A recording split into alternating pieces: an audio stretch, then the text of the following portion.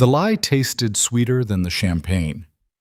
That was the only thought Isabella Moretti could hold on to as silenced bullets tore through crystal chandeliers and turned her wedding reception into a massacre. One moment she was dancing with Lorenzo Falcone, her new husband, the golden heir everyone said would save her family from ruin. The next, his blood was flooding her white silk gown while politicians and crime lords screamed and scrambled for cover beneath marble tables. But it wasn't the gunfire that froze her heart. It was Sergio. Lorenzo's younger brother stood motionless in the shadows beneath a stone archway, watching his own brother bleed out on the ballroom floor. No panic, no fear, just that terrible burning stare fixed on Isabella like she was the only person left alive in the room. Then he gave the order that would seal her fate forever. Lock her in the East Wing. She doesn't leave. If you want to see how deep this nightmare goes, stay with me until the end. Hit that like button and drop a comment with your city so I can see how far this story travels. Now let me show you how Isabella Moretti's wedding night became her burial. Isabella had never wanted to marry Lorenzo Falcone. She wanted to survive. That was the brutal arithmetic her father delivered 3 months before the wedding, standing in the ruins of their family vineyard outside Florence, with creditors circling like vultures and debt collectors making increasingly graphic threats. The Moretti name, once respected across Tuscany, had been reduced to ash in desperation. The Falcones will pay everything, her father said, unable to meet her eyes. All of it. The debts, the loans. They'll restore the estate. In return, you marry Lorenzo.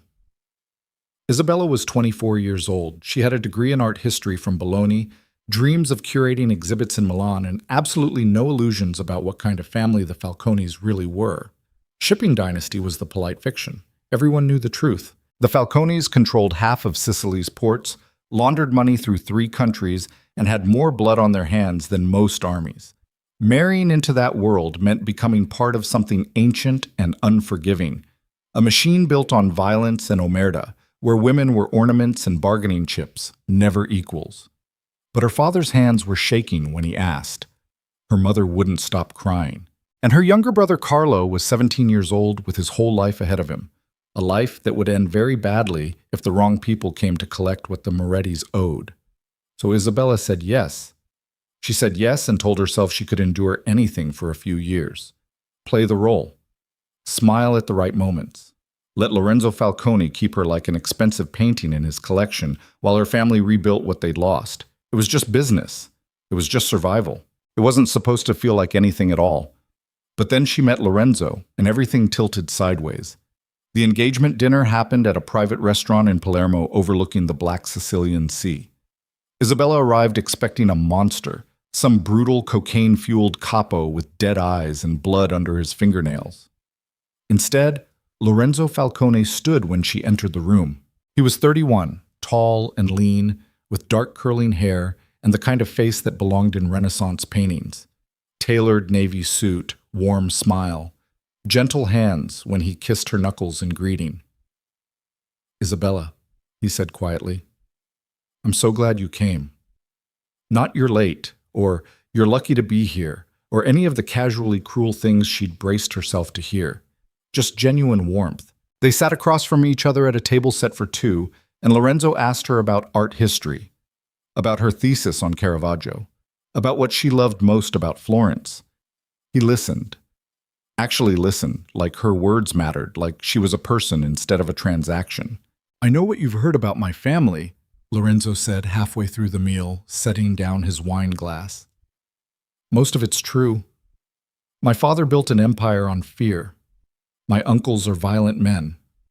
But I'm trying to change things, Isabella, slowly, carefully. I want to move us into legitimate business, real shipping, hotels, investments. I want my children to inherit something clean. His eyes were so earnest it almost hurt to look at him. I can't undo the past, Lorenzo continued, but I can promise you'll be safe with me, respected. I won't ask you to love me. I know this marriage isn't your choice, but I'll spend every day trying to make it bearable. Isabella had gone into that dinner armored in cynicism. She left it confused, terrified, and just barely hopeful. The weeks leading up to the wedding were strange and disorienting. Lorenzo sent flowers, called to check on her family, never pressured her for anything physical. He introduced her to his world gently, dinners with his inner circle, tours of the Falcone estates, carefully sanitized glimpses of the empire she was marrying into. He was kind, impossibly, dangerously kind, and Isabella started believing she might actually survive this with something resembling dignity and tact. She never saw Sergio until the wedding day. The ceremony took place in a historic villa on the cliffs outside Palermo, all white stone and Mediterranean gardens, 300 guests, security everywhere. Isabella walked down an outdoor aisle in a custom Valentino gown, while the sea glittered behind her like shattered glass. Lorenzo waited at the altar in a charcoal suit, smiling like she was something precious. They exchanged vows in Italian and English, signed contracts that bound two families together, kissed while politicians and mafia dons and old Sicilian bloodlines applauded the union. It should have felt like a funeral. Instead, for one reckless moment, Isabella let herself believe it might be okay. The reception exploded into opulence, a massive ballroom inside the villa with soaring ceilings, crystal chandeliers, marble floors polished to mirrors, a live orchestra, champagne towers, tables laden with food that could feed a village. Isabella floated through it in a haze of adrenaline and expensive wine, shaking hands, accepting congratulations, dancing with Lorenzo while cameras flashed and the crowd pressed in from all sides. "You're doing beautifully," Lorenzo murmured against her ear during their first dance, one hand at her waist, the other cradling hers gently. "I know this is overwhelming." "It's like being on display," Isabella admitted. "It is." Lorenzo's voice was rueful. "But after tonight, things will be quieter. I promise." She wanted to believe him. God, she wanted to believe him so badly. Then, over Lorenzo's shoulder, Isabella saw him. A man standing alone beneath a stone archway at the far end of the ballroom, removed from the celebration like he belonged to a different world entirely. Sergio Falcone, Lorenzo's younger brother. She'd heard the name exactly twice. Once from her father, "Lorenzo has a brother, Sergio. Stay away from him." Once from Lorenzo himself, his voice carefully neutral. "My brother handles security. You won't see him much." That was all. But the man across the ballroom made Isabella's spine lock with instinctive dread. Where Lorenzo was warmth and elegance, Sergio was winter and violence. Taller than his brother, broader through the shoulders, dressed in an immaculate black suit that looked like mourning clothes, not celebration. Dark hair cut brutally short, a face that might have been handsome once, before something carved a vicious scar down the left side from temple to jaw. But it wasn't the scar that made Isabella's breath catch. It was his eyes. Sergio was staring at her with an intensity that felt physical. Not admiration or curiosity or even lust. Hatred. Raw, burning, unfiltered hatred. Isabella stumbled slightly in Lorenzo's arms. "Hey!" Lorenzo steadied her immediately, concerned. "You okay?" "Your brother," Isabella heard herself whisper. "He's—" "Ignore Sergio." Lorenzo's voice went tight. "He doesn't approve of this marriage. Thinks I'm making the family vulnerable. But he'll come around." "Lorenzo, he looks—" "I know." Lorenzo pulled her closer, protective. "I know. But he won't hurt you, Isabella. I won't let him. Just stay close to me tonight, okay?" But before Isabella could respond, before Lorenzo could shield her from that terrible burning stare, everything shattered. The first gunshot barely made a sound, just a compressed hiss of air, and suddenly the woman 3 tables away, the wife of some Palermo judge, jerked backward with blood exploding from her throat. For a single frozen heartbeat, the ballroom didn't understand what was happening. Then the screaming started. Gunfire erupted from multiple directions at once. Not the loud cracks of regular pistols, but the pneumatic hiss-snap of suppressed weapons. Professionals. Coordinated. Systematic. Chandeliers exploded in cascades of shattered crystal. Guests dove beneath tables, stampeding for exits. Security forces tried to respond, but the attackers were already embedded in the crowd, firing from inside the panic. Lorenzo's body went rigid in Isabella's arms. "Get down!" His voice cut off as something punched through his chest. No sound, no warning, just a small black hole appearing in the center of his tailored shirt. And then blood, so much blood, pouring out in hot, pulsing waves. Lorenzo's knees buckled. Isabella caught him on instinct, his weight dragging them both down onto the marble floor. Around them, the ballroom had become a slaughterhouse. Bodies falling, glass breaking, people screaming and dying and trying to crawl toward any exit they could find. But Isabella couldn't move, couldn't think, couldn't do anything except hold Lorenzo while his blood soaked through her white dress and turned it crimson. "No, no, no!" The words tore out of her. "Lorenzo, stay with me, stay." His hand found hers, gripped weakly. "Run," Lorenzo choked out, blood bubbling at his lips. "Isabella, run." "I'm not leaving you.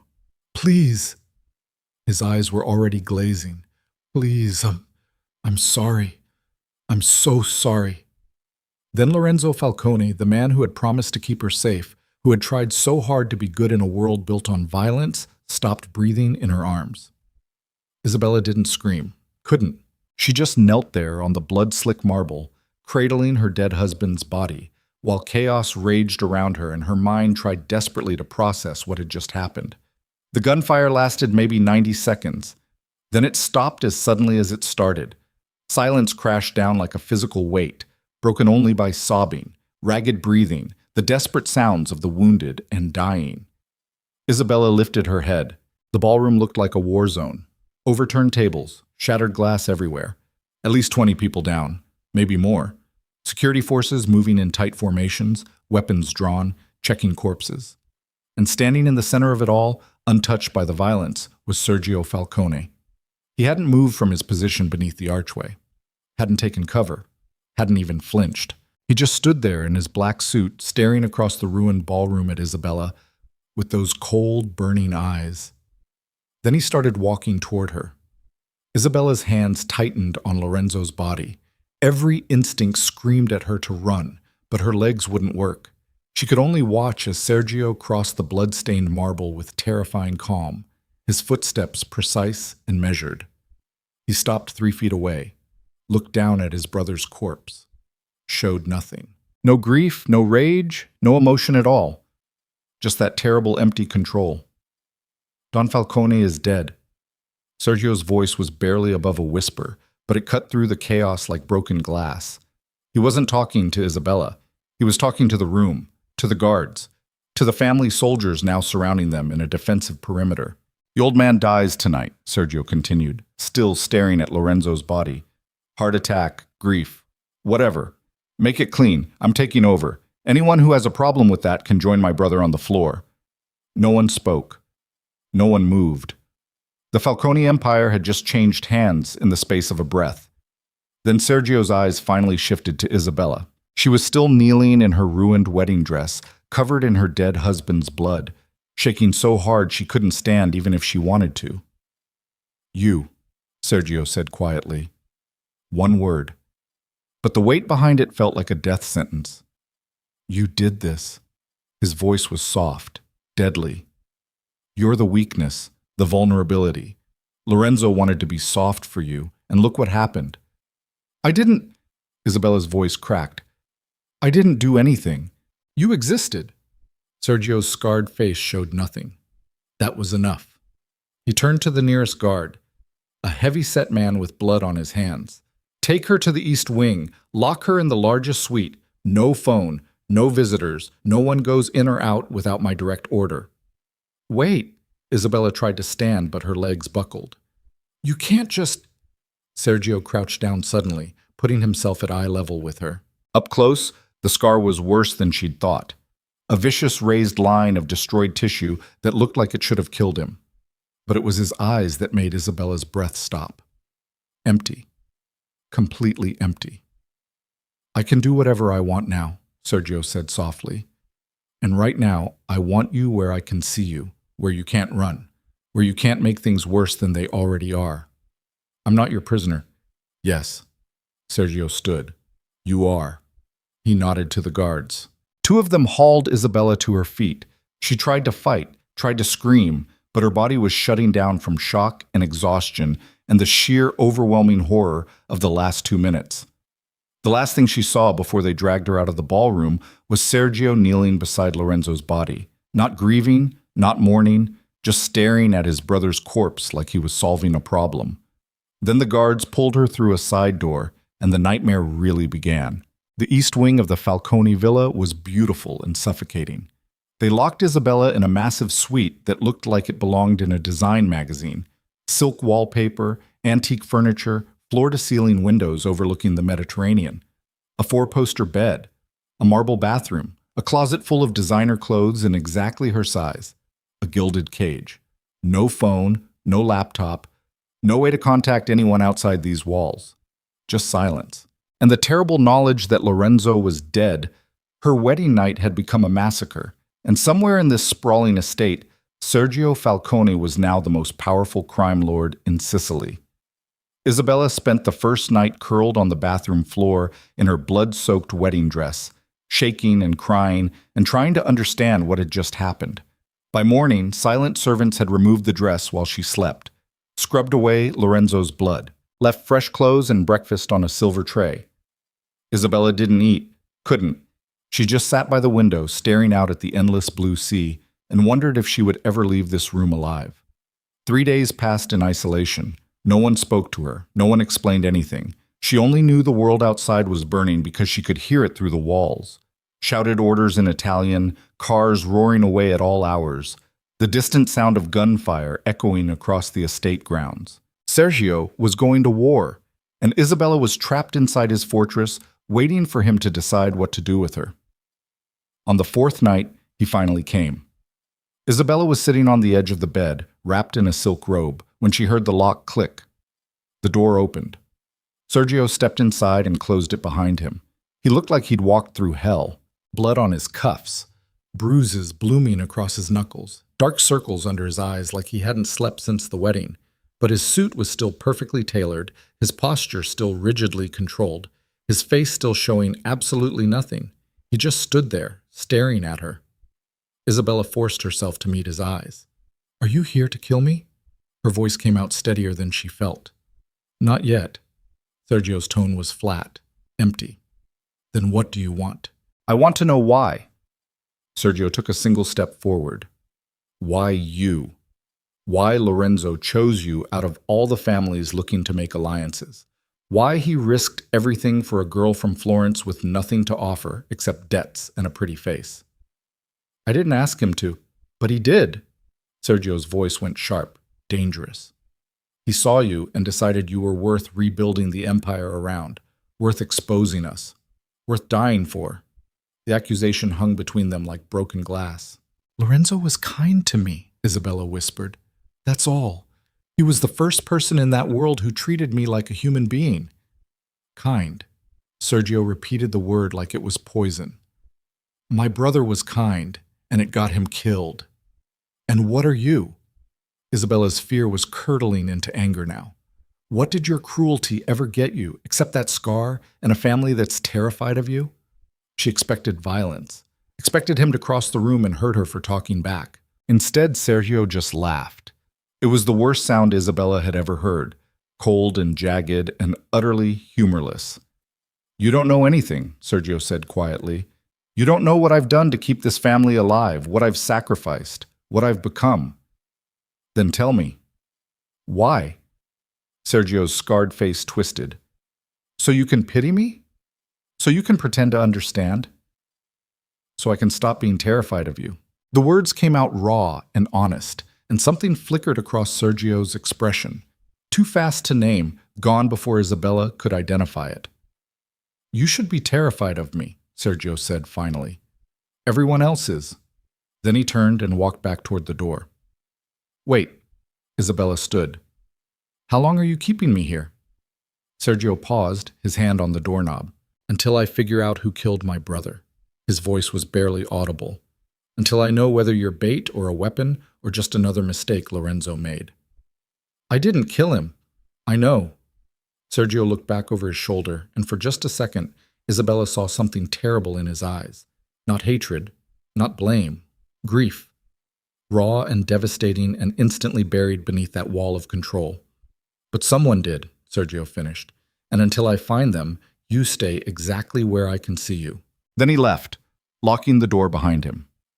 Isabella stood alone in her beautiful prison, listening to his footsteps fade down the corridor. And for the first time since the wedding, she understood something that made her blood run cold. Sergio Falcone wasn't keeping her locked up because he blamed her for Lorenzo's death. He was keeping her locked up because somewhere beneath all that violence and control, he couldn't let her go. The days inside the East Wing blurred together like watercolors bleeding into mud. Isabella lost track of time. Morning light through the windows. Silent servants bringing meals she barely touched. The distant sound of cars coming and going at all hours. And always, always, the suffocating awareness that somewhere in this massive estate, Sergio Falcone was waging a war she couldn't see but could feel in her bones.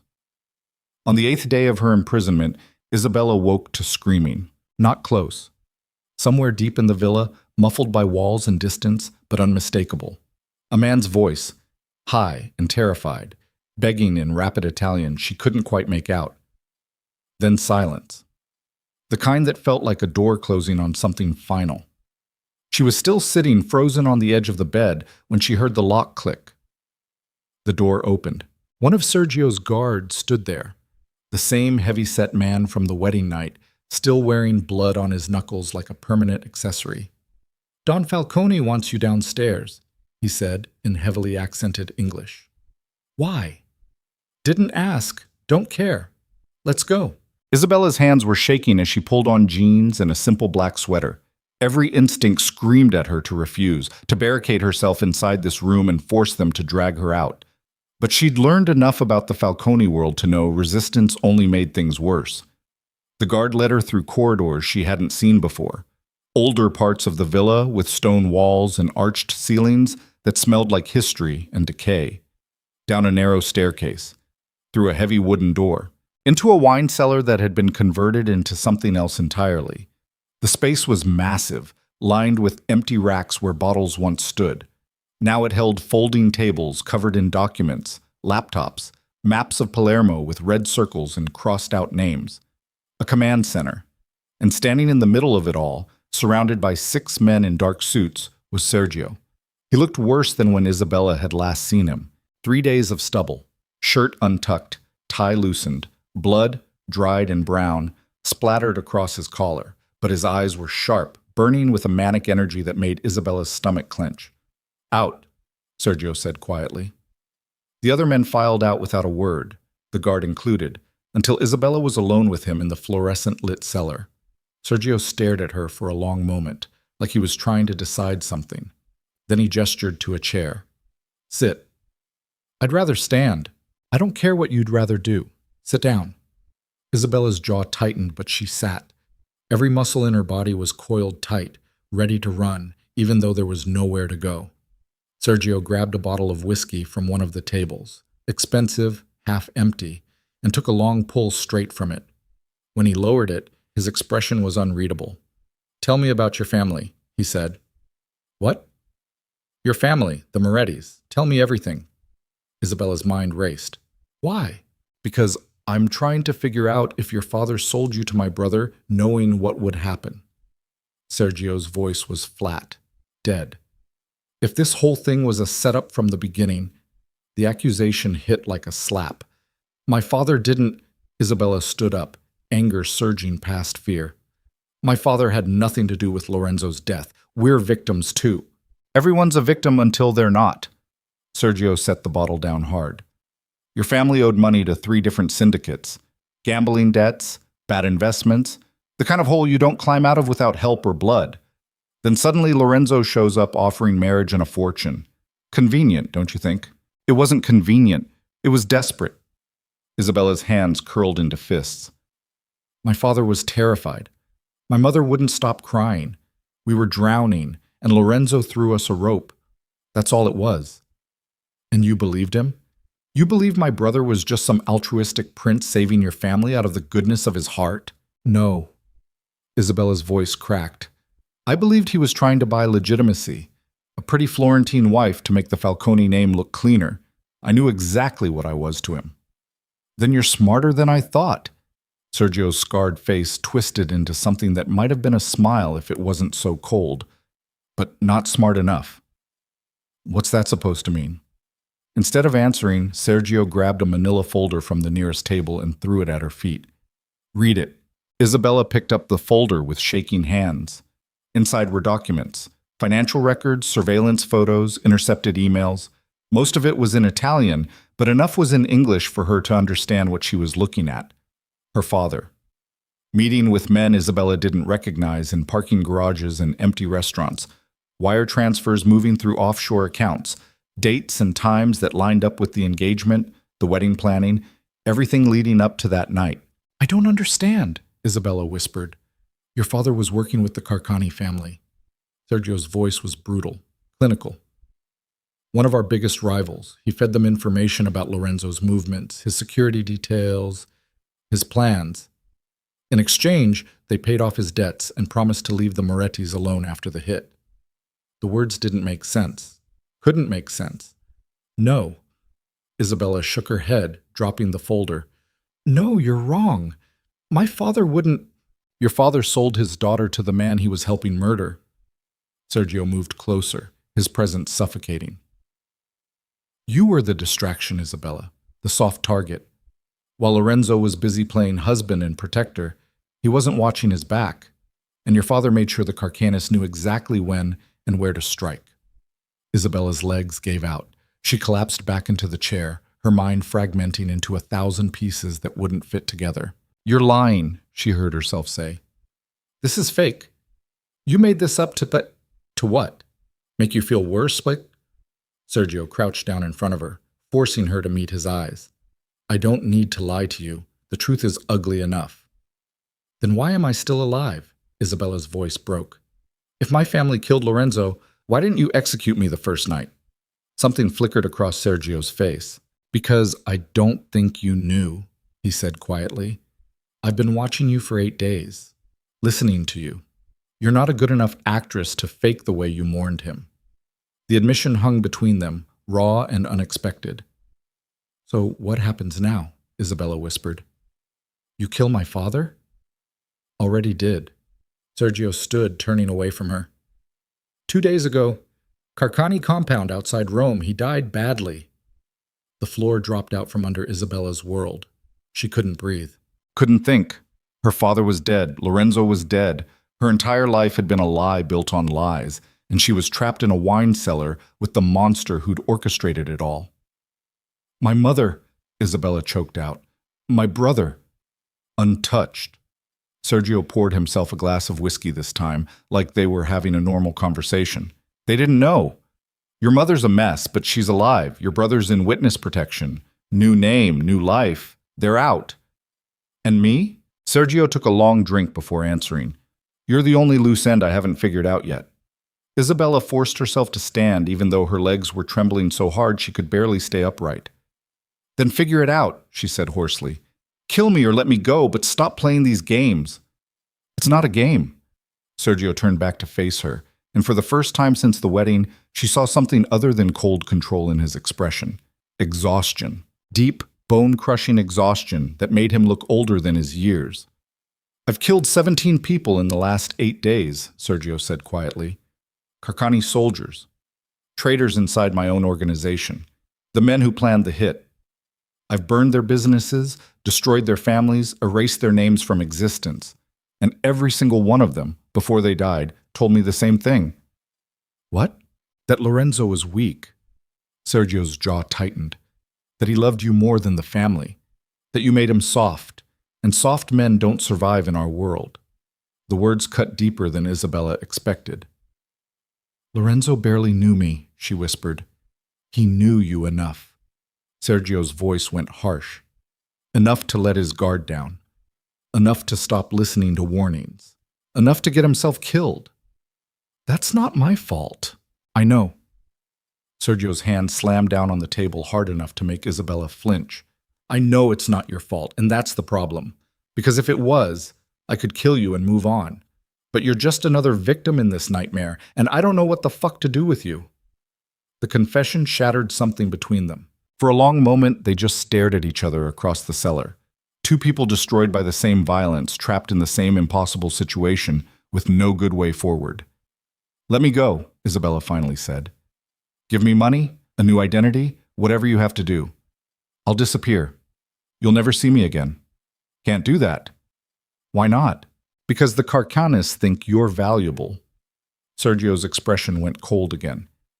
They think I'm keeping you as leverage, as bait.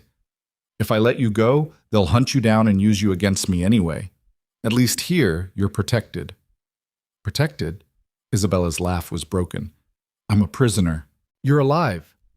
Sergio moved closer, and Isabella could smell the whiskey on his breath, the exhaustion bleeding through his control. Do you have any idea how many people want you dead right now? How many rival families see you as the widow who could destabilize everything? You walk out that door, you're dead in 24 hours. Then I'm dead. Isabella lifted her chin. At least I'd die free. No. Sergio's voice went dangerously soft. You wouldn't. You'd die screaming in some basement while they try to get information you don't have, and I'd have to live knowing I let that happen.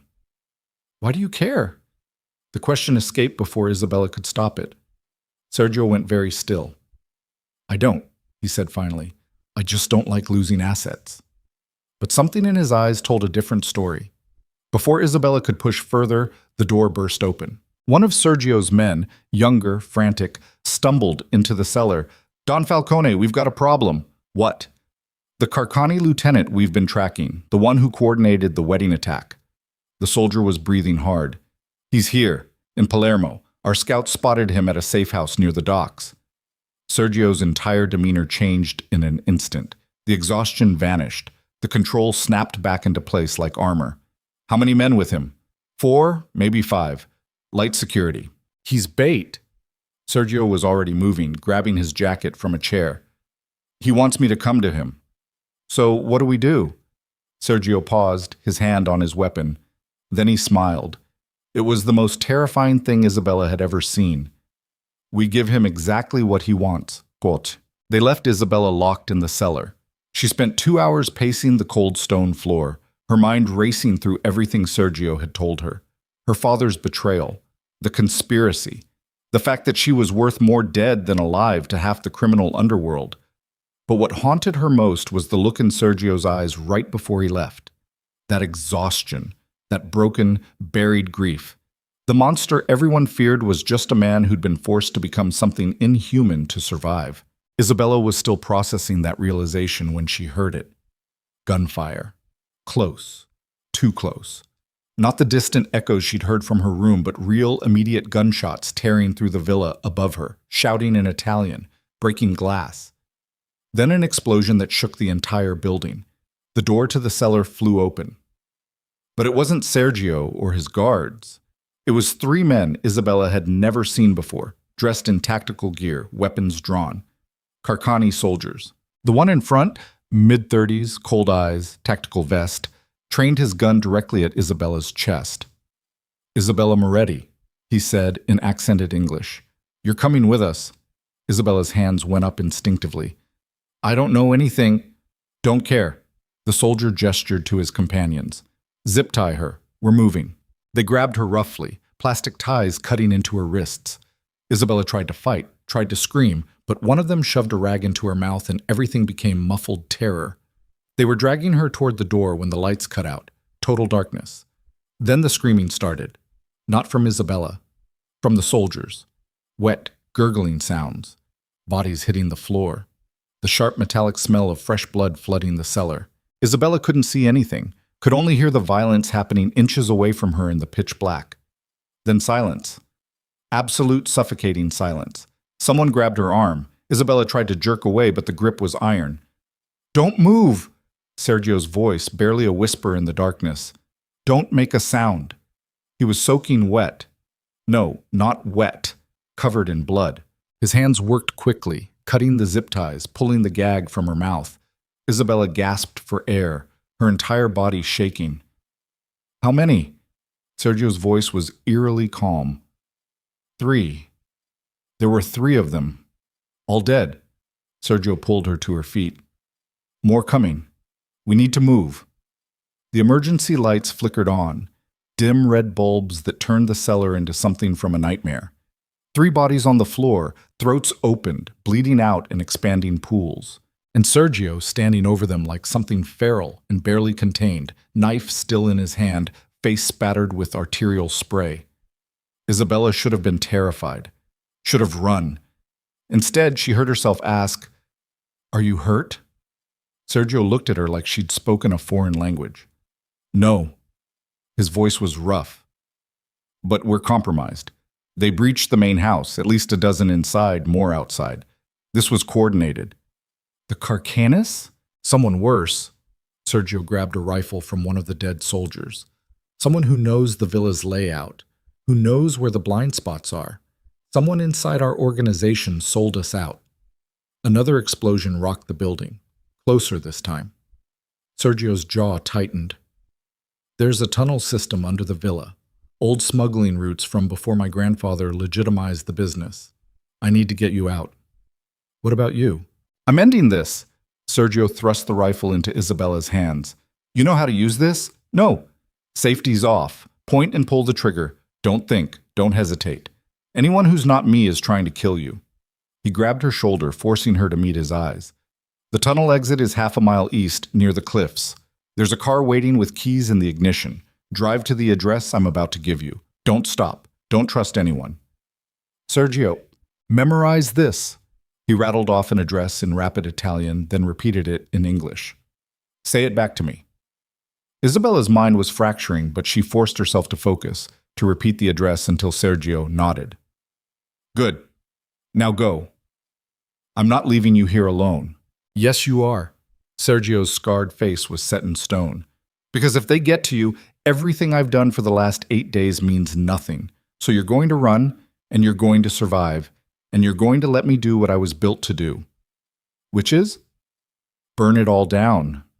He pulled her toward a hidden door in the back of the cellar, stone that swung inward to reveal a narrow passage descending into darkness. Follow the lights. Don't stop. I'll find you. Sergio. He kissed her. Not gently, not romantically. Hard and desperate and tasting like blood and whiskey and something that felt like goodbye. Then he shoved her into the tunnel and slammed the door shut behind her. Isabella stood in the pitch black, the rifle heavy in her hands, her lips still burning from contact. Above her, the villa exploded into chaos. Gunfire, screaming, the sound of Sergio Falcone unleashing 8 days of rage and grief on everyone stupid enough to invade his home. And Isabella ran. Through the ancient tunnel, following dim emergency lights barely bright enough to see by. Her lungs burned. Her legs screamed. The rifle kept snagging on the narrow walls. But she ran, because Sergio had asked her to, because somewhere in the last 8 days, between the imprisonment and the horror and the brutal honesty, something had shifted. She didn't know what it was, didn't have a name for it, but it felt dangerous and inevitable and absolutely irreversible. The tunnel seemed endless, twisting through limestone, sloping upward, becoming colder as she went. Isabella lost track of time, could have been 10 minutes or an hour. Then she saw light ahead. Real light, moonlight, the exit. Isabella burst out of the tunnel onto a rocky hillside overlooking the Mediterranean. The night air hit her like a shock after the underground passage. Behind her, the Falcone villa was burning. Actual flames visible through the windows, smoke rising into the dark sky. And below, exactly where Sergio said it would be, was a black SUV parked on a dirt road. Isabella stumbled down the hillside, her entire body trembling. She reached the vehicle, yanked open the driver's door, keys in the ignition, like he'd promised. She sat behind the wheel, staring at her blood-covered hands, the rifle in the passenger seat, the villa burning in the rearview mirror, and realized with perfect, terrifying clarity that she couldn't leave. Not yet. Not without knowing if Sergio made it out. Isabella had survived the last 8 days by telling herself she was a victim, a hostage. Someone caught in violence she didn't choose and couldn't control. But sitting in that SUV, with the engine running and freedom waiting, she understood something that made her blood run cold. She wasn't running from Sergio Falcone anymore. She was running toward him, and that was the most dangerous choice she'd ever made. Isabella put the car in gear, turned it around, and drove back toward the burning villa. Back toward the monster. Back toward the only person in this entire nightmare who'd told her the truth. Even if that truth was brutal. Even if it destroyed her. Even if she didn't survive what came next.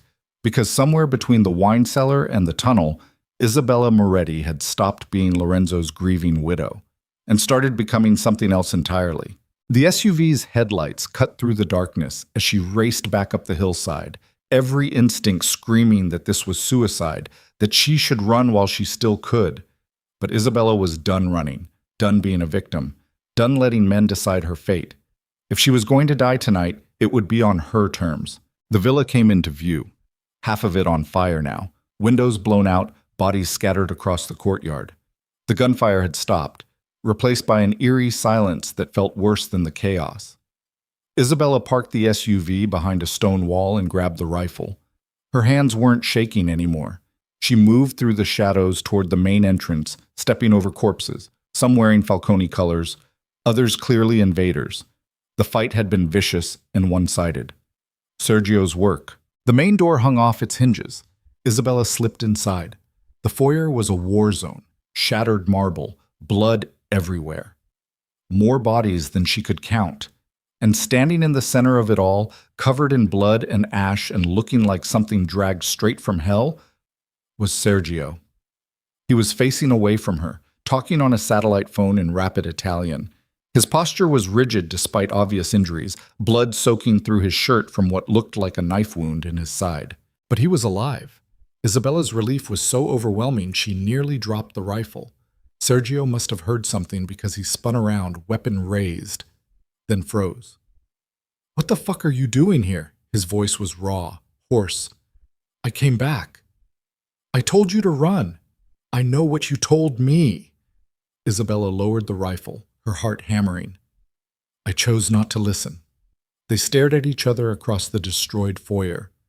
Two people who should have been enemies, who should have hated each other, who instead stood on opposite sides of something neither of them could name, but both felt pulling them together like gravity.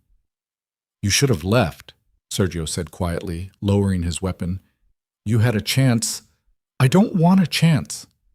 Isabella moved closer, her voice steady despite everything. "I want the truth. All of it. Who betrayed you? Who's trying to kill us? Everything. Us?" Sergio's scarred face twisted. "There is no us, Isabella. There's me trying to keep you alive and you making it impossible." "Then stop trying to protect me." "I can't." The admission tore out of him, raw and brutal. "I can't, and I don't know why, and it's driving me insane." The confession hung between them like broken glass. Isabella took another step closer. "Maybe," she said softly, "you should stop fighting it." Sergio's control finally shattered. He crossed the space between them in 3 strides and kissed her like he was drowning and she was air. Not gentle, not careful, desperate and furious and tasting like blood and smoke, and 8 days of wanting something he thought he could never have. Isabella kissed him back just as hard, the rifle clattering to the floor between them. This was insane. This was wrong. Lorenzo had been dead for 8 days. Her father had betrayed them all. And she was standing in a burning villa kissing the monster who'd kept her prisoner. But it felt more real than anything else in her entire life. When they finally broke apart, both breathing hard, Sergio's forehead pressed against hers. "This doesn't fix anything," he said hoarsely. "I know. You should still hate me." "I know. I'm not good, Isabella. I'm not Lorenzo. I can't give you the life he promised. I don't want that life anymore." Isabella pulled back just enough to meet his eyes. "I want the truth, even if it's ugly, even if it destroys me. I'm done being protected from reality." Sergio stared at her like she was something impossible. Then his sat phone buzzed. He answered it, his expression going cold as he listened. "When?" A pause. "Are you sure?" Another pause. "Understood." He hung up and looked at Isabella with something that might have been regret. "The betrayal came from inside my inner circle," Sergio said quietly.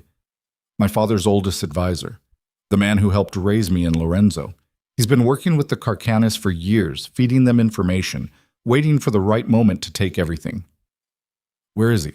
"The family compound outside Naples, fortified, 30 soldiers minimum." Sergio's jaw tightened. "He's calling a meeting tomorrow night, all the major families. He's planning to declare me compromised, unfit to lead. He's going to take control of the entire organization." "Can he do that?" "If enough families side with him?" Sergio's expression was bleak. "Yes." "Then we stop him." "There's no we—" "Stop saying that. Isabella grabbed his jacket, forcing him to focus on her. You told me the truth. You kissed me. You can't take that back now and pretend I'm still just a hostage. You don't know what you're asking for. I'm asking to fight. Isabella's voice was steel. I'm asking to stop running. I'm asking to stand beside you and burn down everyone who took Lorenzo from us. From both of us. Sergio searched her face for a long moment. Then, impossibly, he smiled. Not cold, not cruel, real. You're going to get us both killed, he said softly. Probably. Isabella smiled back, just as broken. But at least we'll die honest. Sergio pulled her close again, his blood-soaked shirt pressing against her, his heart hammering against her chest. Tomorrow night, he murmured against her hair. We go to Naples. We end this. Together? Together. And standing in the ruins of the Falcone villa, surrounded by death and fire, and the weight of impossible choices, Isabella Moretti and Sergio Falcone crossed a line neither of them could ever uncross. There was no going back now. No safety. No escape. Only the brutal, terrifying truth that they'd chosen each other in the darkest possible moment, and that choice would either save them or destroy everything they'd ever known. They left Palermo at dawn. The SUV cut through coastal highways, while the Mediterranean burned gold and bloody orange behind them. Isabella sat in the passenger seat watching Sergio drive with one hand, the other pressed against the knife wound in his side that he refused to let her treat properly. You're bleeding through the bandage, she said. I know. You need a hospital. What I need is to get to Naples before Marcello realizes we're coming. Sergio's voice was flat, controlled, but Isabella could hear the pain underneath it, the way his breathing hitched every time he shifted gears. She'd spent the last 6 hours learning things about Sergio Falcone that no one else knew, like how he held the steering wheel too tight when he was thinking, like how the scar on his face came from his own father, punishment for failing to protect Lorenzo during a kidnapping attempt when they were teenagers, like how he hadn't slept more than 2 hours at a time since the wedding, because every time he closed his eyes, he saw his brother dying. They'd talked through the night while his men cleaned up the villa and secured the perimeter. Not about strategy or revenge or the meeting in Naples. About everything else. About Lorenzo. About the weight of being the son nobody wanted but everybody needed. About what it felt like to be sold into a marriage for debts she didn't create.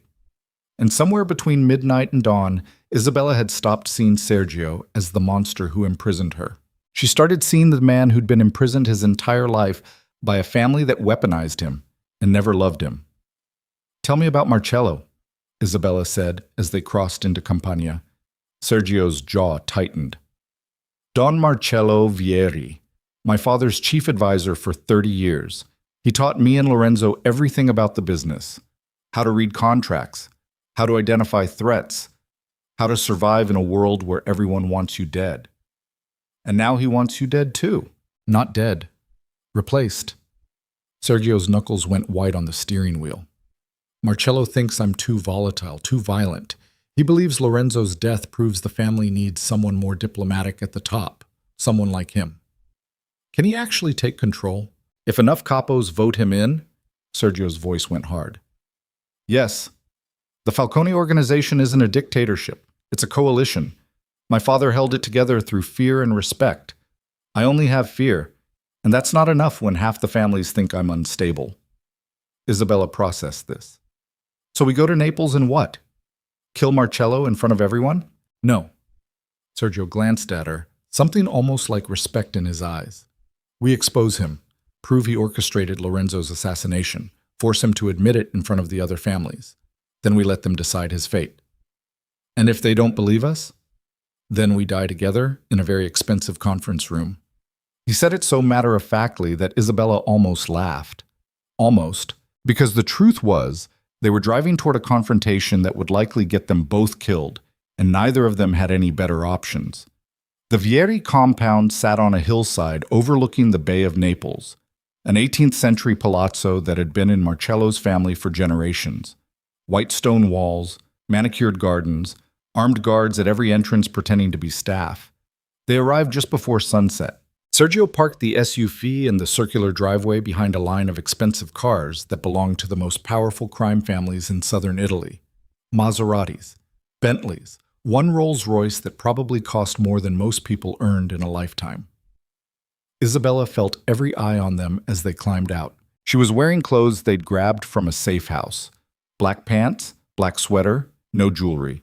Nothing that screamed widow or victim. Sergio had given her a shoulder holster with a compact Glock that she had no idea how to use properly, but wore anyway because walking into this place unarmed felt like suicide. Sergio looked like death itself in a fresh black suit despite the blood loss and exhaustion.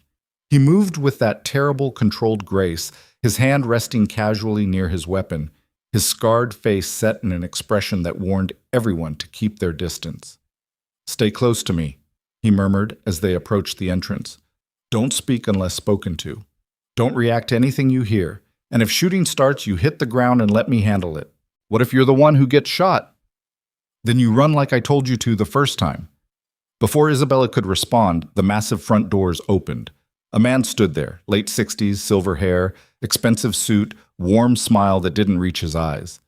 Behind him, the palazzo's grand foyer glittered with chandeliers and marble and the assembled power of the Italian criminal underworld. "Sergio." Marcello Vieri's voice was rich, paternal, everything a mentor should sound like. "I'm so glad you came, and you brought the widow. How thoughtful." The condescension dripped like acid. Sergio's expression never changed.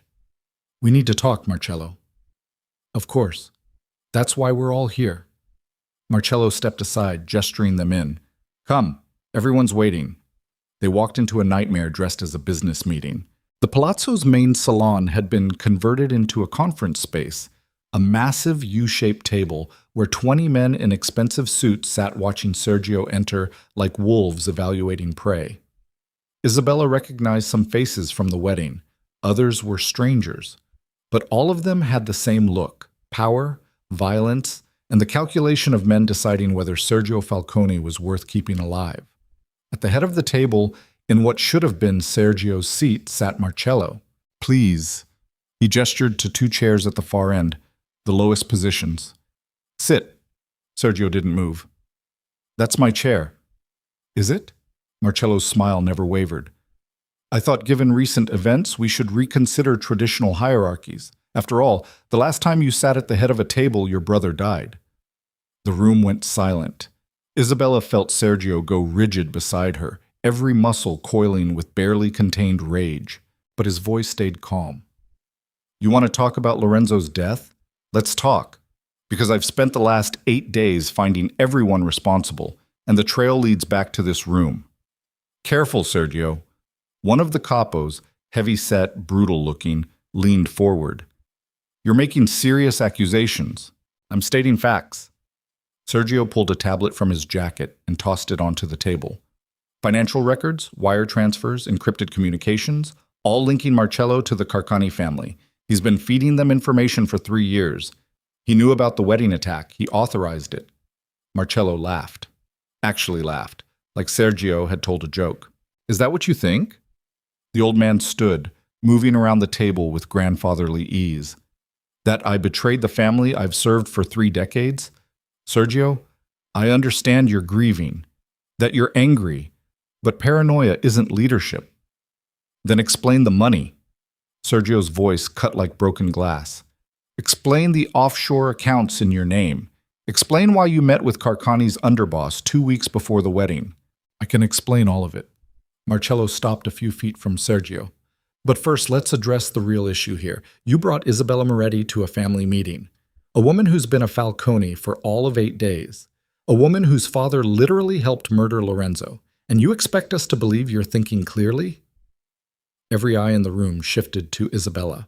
She felt the weight of their judgment, their suspicion, their barely concealed contempt for the outsider who'd somehow survived when their golden prince hadn't. "Isabella has nothing to do with this," Sergio said quietly. "Doesn't she?" Marcello's voice turned cold. "You've been keeping her prisoner, obsessing over her. Some say you've developed feelings. That's dangerous, Sergio. It makes you weak, just like Lorenzo. Watch your next words very carefully." "Or what? You'll kill me in front of 20 witnesses?" Marcello spread his hands. "That's the problem, boy. You think violence solves everything, but leadership requires finesse, diplomacy, the ability to see past your own rage, qualities you've never possessed. Sergio moved so fast, Isabella barely tracked it. 1 second he was standing still. The next, his gun was pressed under Marcello's chin, finger on the trigger, the entire room erupting in motion as guards pulled weapons and capos shouted. But Sergio's voice stayed deadly calm. "Open the files," he said. "Read them, all of you, and then decide if I'm paranoid or if the man you're protecting sold us out for money and power." For a long moment, nobody moved. Then one of the younger capos, mid-40s, sharp suit, calculating eyes, picked up the tablet. He scrolled through the documents in silence. His expression changed. "Marcello." His voice was careful. "These accounts. I recognize these routing numbers. This is real money, real transactions." "Fabricated," Marcello said smoothly. "Sergio's had 8 days to manufacture evidence. The dates match." Another capo was reading over the first one's shoulder. "The meeting with Carcani. The payments. It's all here." The room shifted. Not toward Sergio. Not yet. But away from absolute certainty in Marcello's innocence. "This proves nothing," Marcello said, but Isabella heard the first crack in his composure. Circumstantial evidence from a man who's clearly unstable. "Then explain it." Sergio pressed the gun harder. "Explain why you have 5 million euros in accounts connected to our biggest rival. Explain why you met with them. Explain anything." Marcello stared at Sergio for a long moment, then smiled. "All right," he said quietly. "You want the truth? I'll give you the truth." He looked around the room, making eye contact with each capo. "Yes, I worked with the Carcanis. Yes, I helped plan Lorenzo's assassination. And yes, I've been positioning myself to take control of this organization for years." The confession landed like a bomb. Even Sergio looked shaken. "But not," Marcello continued, his voice gaining strength, "because I wanted power. Because I was trying to save this family from destroying itself." "You murdered my brother." "I removed a weakness." Marcello's voice turned hard. "Lorenzo was soft, sentimental. He wanted to legitimize the business, move away from our core operations, turn us into some sanitized corporate entity. And you, Sergio, you're too violent, too unstable.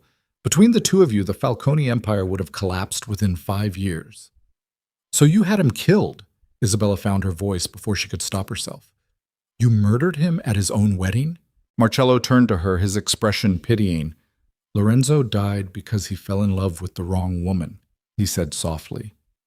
"With you. And that made him vulnerable. If he'd married a girl from one of the families, someone who understood our world, he might still be alive.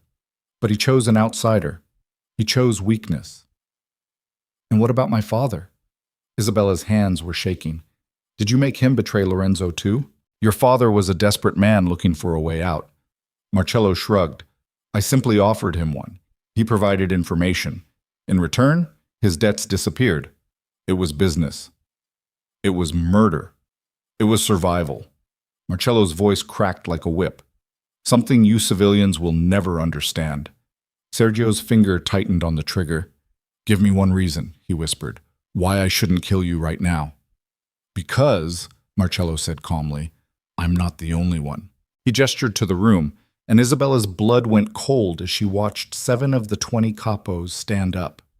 7 men. A third of the room, all with weapons drawn, all pointed at Sergio. "The Carcanis weren't the only family who wanted change," Marcello said. "Half the organization agreed Lorenzo was a liability. They funded the operation, they approved the hit, and now they support my leadership." Sergio's face went white. "You're lying." "Am I?" Marcello's smile was triumphant.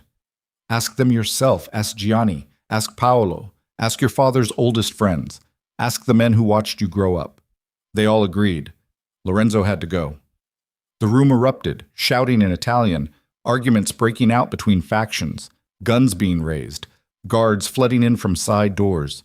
And in the center of it all, Sergio Falcone stood with his weapon still pressed under Marcello's chin, his entire world imploding around him. "You're telling me," Sergio said slowly, his voice barely audible, "that my own family authorized my brother's murder?" Not murder. Marcello's voice was gentle, almost kind. Necessary sacrifice. For the good of the organization. Something broke in Sergio's eyes. Isabella saw it happen, saw the last piece of control, the last thread of restraint, just shatter. Sergio. She reached for him. Don't! He pulled the trigger. The gunshot was impossibly loud in the enclosed space. Marcello's body dropped like a puppet with cut strings, half his head gone, blood and brain matter spraying across the marble floor. For one frozen second, nobody moved. Then hell erupted. Guards opened fire from multiple directions. Capos dove for cover. The room exploded into chaos and screaming and the sound of bullets tearing through expensive furniture and priceless art. Sergio grabbed Isabella and threw them both behind the overturned conference table. "Stay down!" He was firing back with brutal precision, dropping guards with single shots, his face spattered with Marcello's blood. "We need to get out!"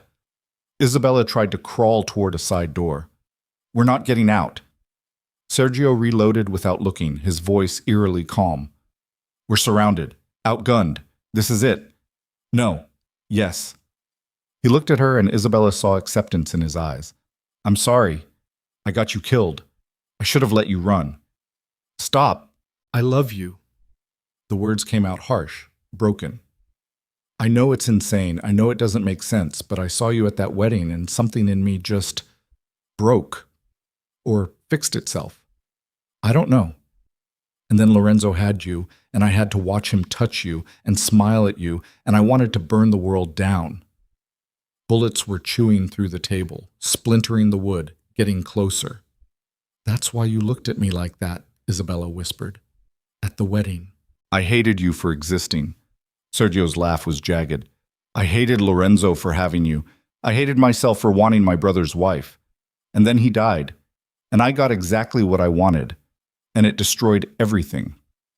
Sergio. I should have protected him better. Should have seen the betrayal coming, but I was too busy watching you dance in that white dress and imagining things I had no right to imagine. It wasn't your fault. It was." Sergio grabbed her face, forcing her to look at him even as gunfire raged around them. "Everything that's happened is because I was weak. Because I wanted something I couldn't have. Because I chose you over my brother." "You didn't choose—" "I did." His voice broke. "Every time I visited your room. Every time I told myself I was keeping you safe when really I just needed to see you. Every moment I spent thinking about you instead of hunting down the conspiracy. I chose you, Isabella, and it got Lorenzo killed. It got us both killed." The table exploded in a spray of wood. Guards were closing in from both sides. Sergio positioned himself between Isabella and the gunfire, his body a shield, his weapon still firing even as blood bloomed across his shoulder from a round that got through. This was it, the end. Two people who'd chosen each other in the darkest possible moment, dying together in a marble room while the empire they'd tried to save tore itself apart around them. Isabella closed her eyes, pressed her forehead against Sergio's back, and waited for the bullet that would end everything. It never came. Instead, the gunfire stopped. Sudden and absolute silence, broken only by ragged breathing and the sound of someone's shoes clicking across the marble floor. "Enough!" The voice was old, authoritative, familiar in a way that made Isabella's blood freeze. Sergio went rigid. "No," he whispered. "That's impossible." Isabella looked up and saw a ghost. Standing in the doorway, surrounded by guards, very much alive despite supposedly dying of a heart attack 8 days ago, was Don Antonio Falcone, Sergio's father. The old man looked at the carnage around him, Marcello's body, the destroyed furniture, the wounded guards, with an expression of profound disappointment. "Hello, son," Antonio said quietly. "I think it's time we had a talk." Sergio lowered his weapon slowly, his face drained of all color. "You're dead," he said hoarsely. "You died the night of the wedding. I went to your funeral. You went to an empty casket." Antonio moved closer, leaning heavily on a cane.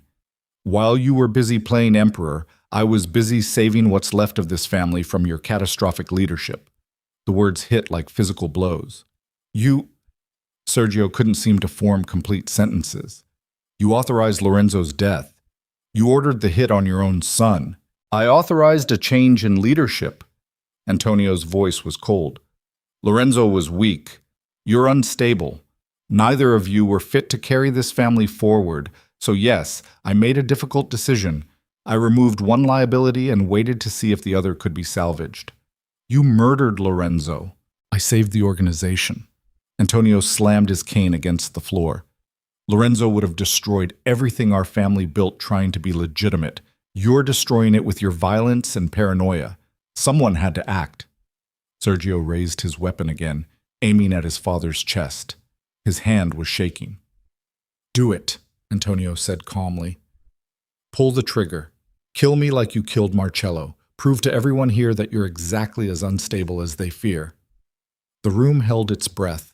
Isabella watched Sergio's finger tighten on the trigger, saw the rage and grief and utter devastation warring across his scarred face.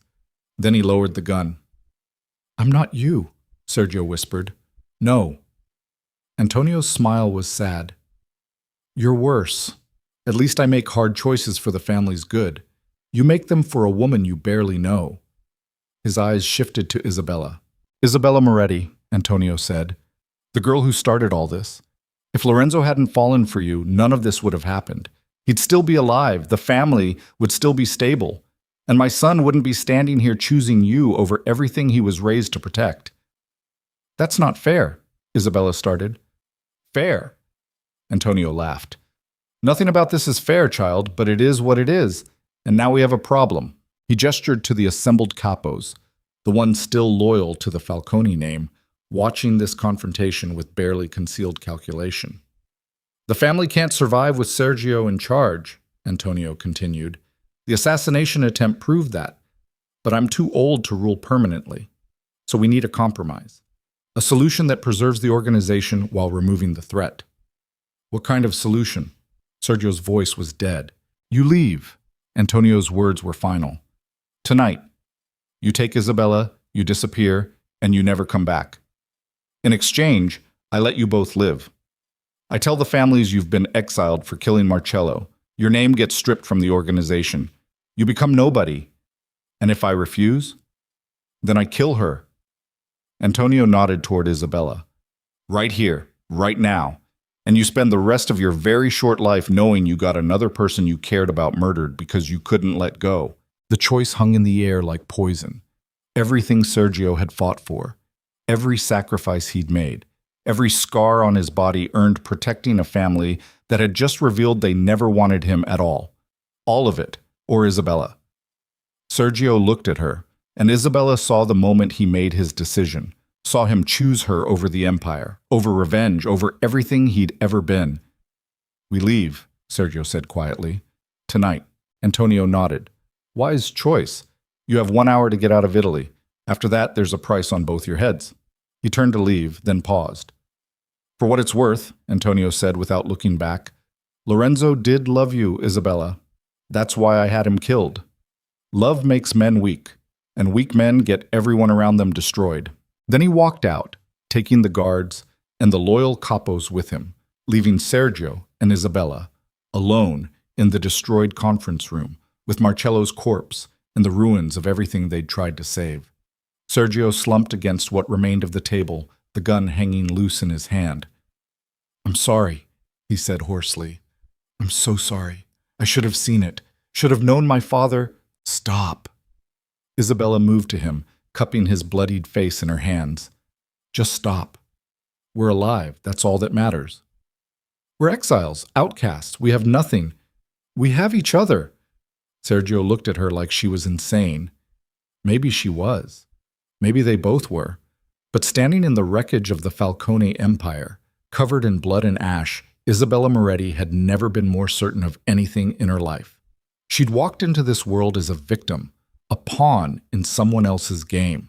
But she was walking out of it as something else entirely. Someone who'd chosen the monster over salvation, and would burn down everything to keep him. Come on, she said, pulling Sergio toward the exit. We're done here. They stumbled out of the palazzo together, past guards who let them go without interference, into the Neapolitan night that stretched ahead of them, with no plan, no destination, and no guarantee of tomorrow. Just two broken people who'd found each other in the darkest possible place and decided that was enough. Even if it destroyed them, even if the whole world came hunting, even if there was no way back from what they'd become.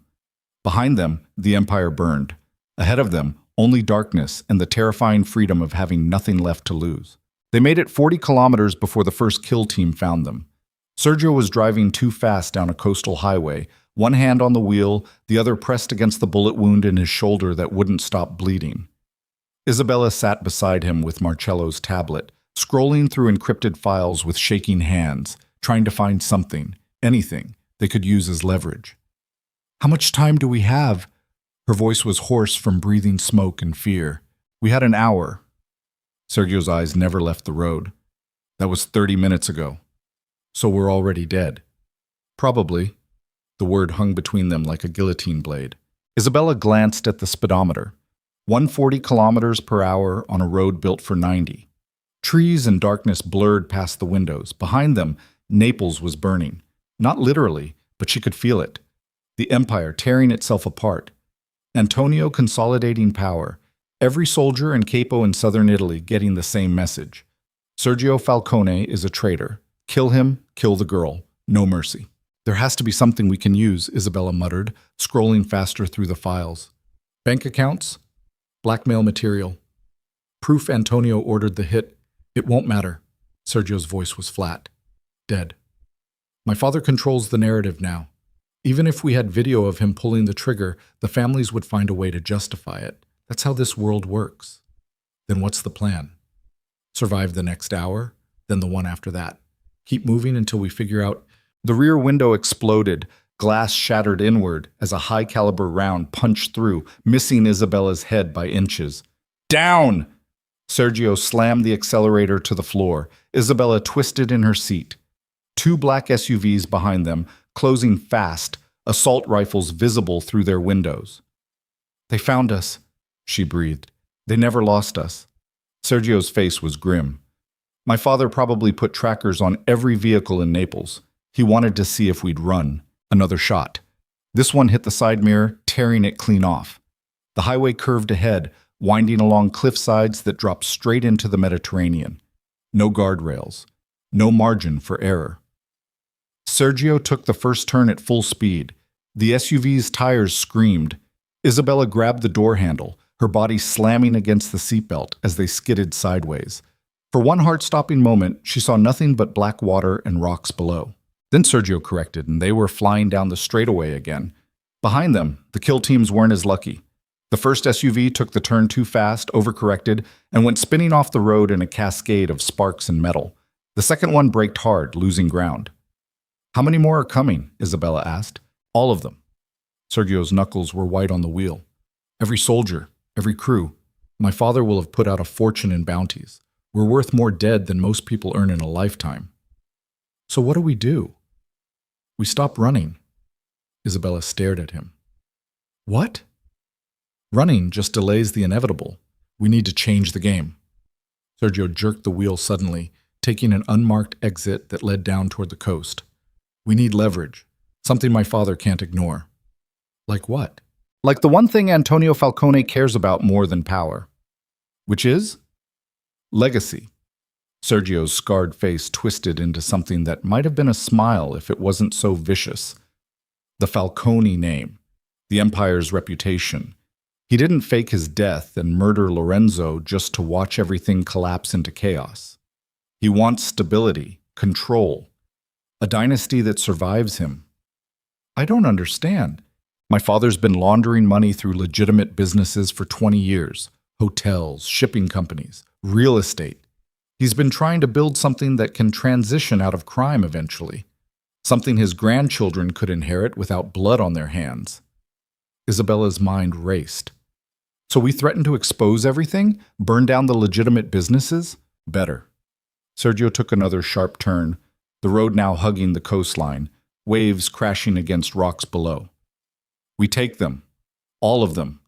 We use Marcello's files to seize control of every legitimate asset Antonio built.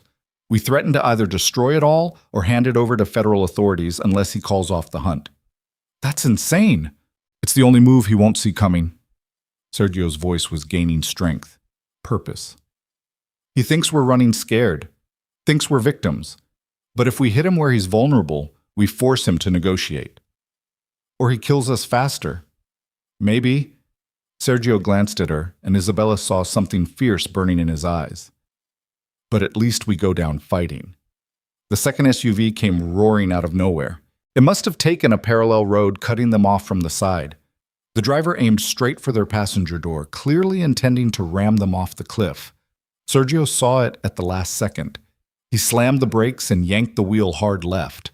Their SUV spun in a full circle, tires burning rubber, the world becoming a nauseating blur of headlights and darkness and the smell of burning brake pads. The attacking vehicle shot past them, its driver overcorrecting, and Isabella watched in horror as it smashed through a stone barrier and plummeted off the cliff into the black water below.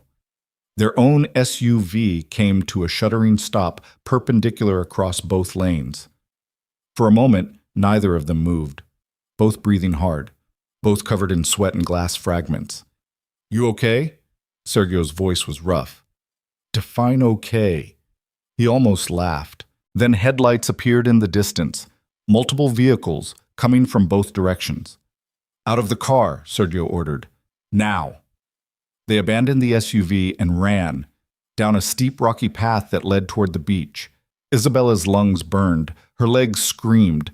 Behind them, she heard car doors slamming, voices shouting in Italian, the mechanical sound of weapons being chambered. The beach was narrow and rocky, hemmed in by cliffs on both sides. Waves crashed against the shore, the spray icy against Isabella's face. "There," Sergio pointed.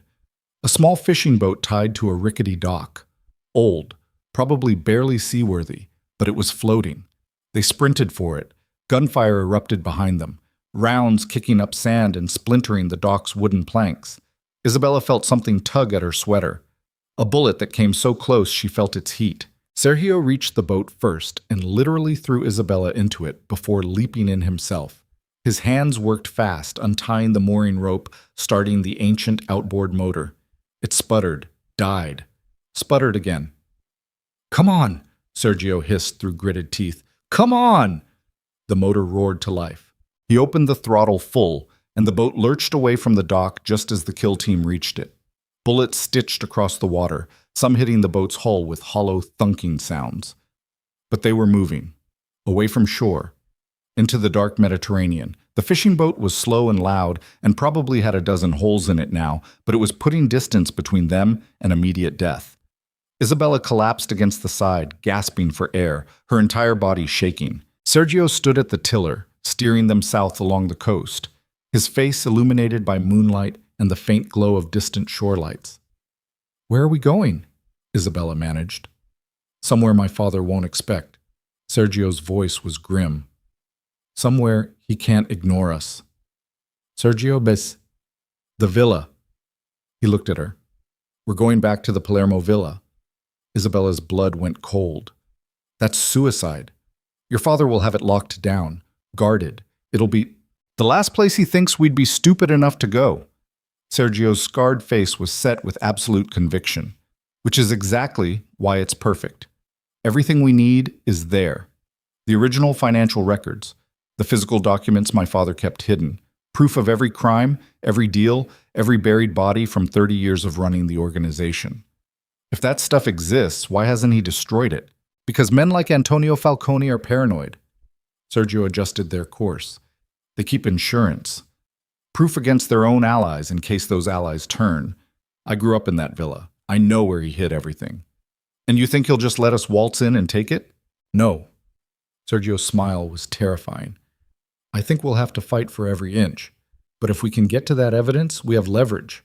We can threaten to expose everything, not just to the families, but to international authorities. Interpol, the FBI, everyone. My father built a criminal empire, but he built it with the cooperation of judges and politicians and businessmen who need plausible deniability. If we threaten to blow up that entire ecosystem, he has to negotiate." Isabella stared at him, at this man who'd been raised as a weapon, who'd spent his entire life being used and betrayed, who should have been broken beyond repair. Instead, he was planning the most audacious counterattack imaginable. This is going to get us killed, she said quietly. Probably.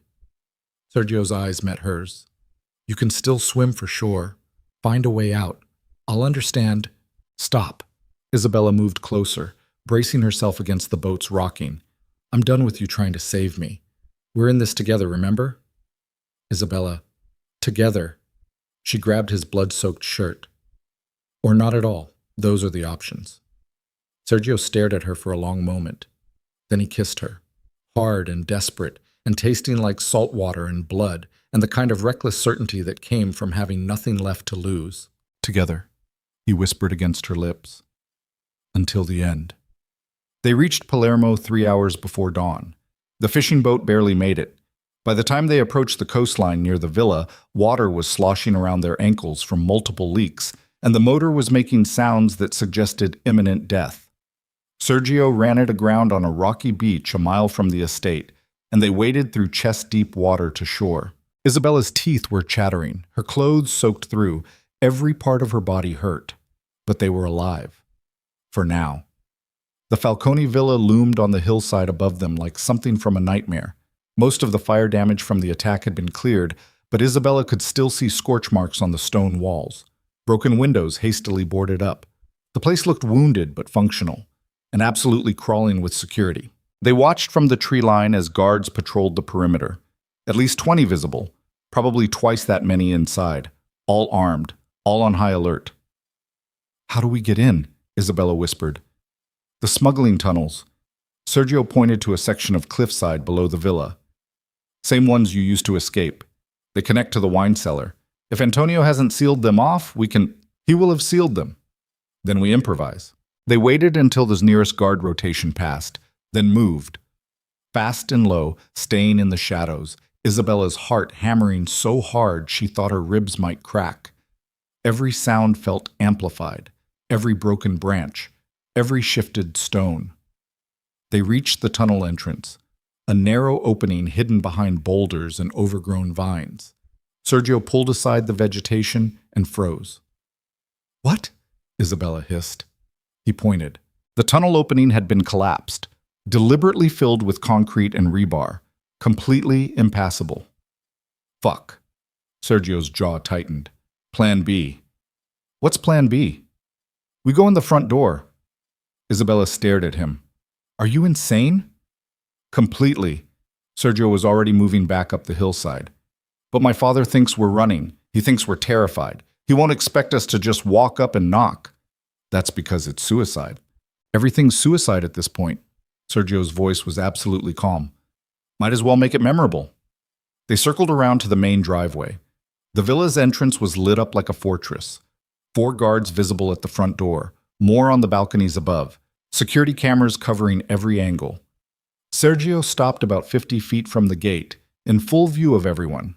Then he raised his hands and walked forward. Isabella's stomach dropped. Sergio, stay behind me. Don't run. Don't reach for a weapon. They're going to kill us. Not immediately. His voice was steel. My father will want to see us first. He'll want to gloat. And that's when we hit him. The guards spotted them within seconds. Shouting erupted. Weapons came up, red laser sights dancing across Sergio's chest. I'm here to see my father, Sergio called out in Italian, his voice carrying across the driveway. Tell him his son wants to talk. For a moment, nobody moved. Then one of the guards spoke into a radio. Waited. Listened.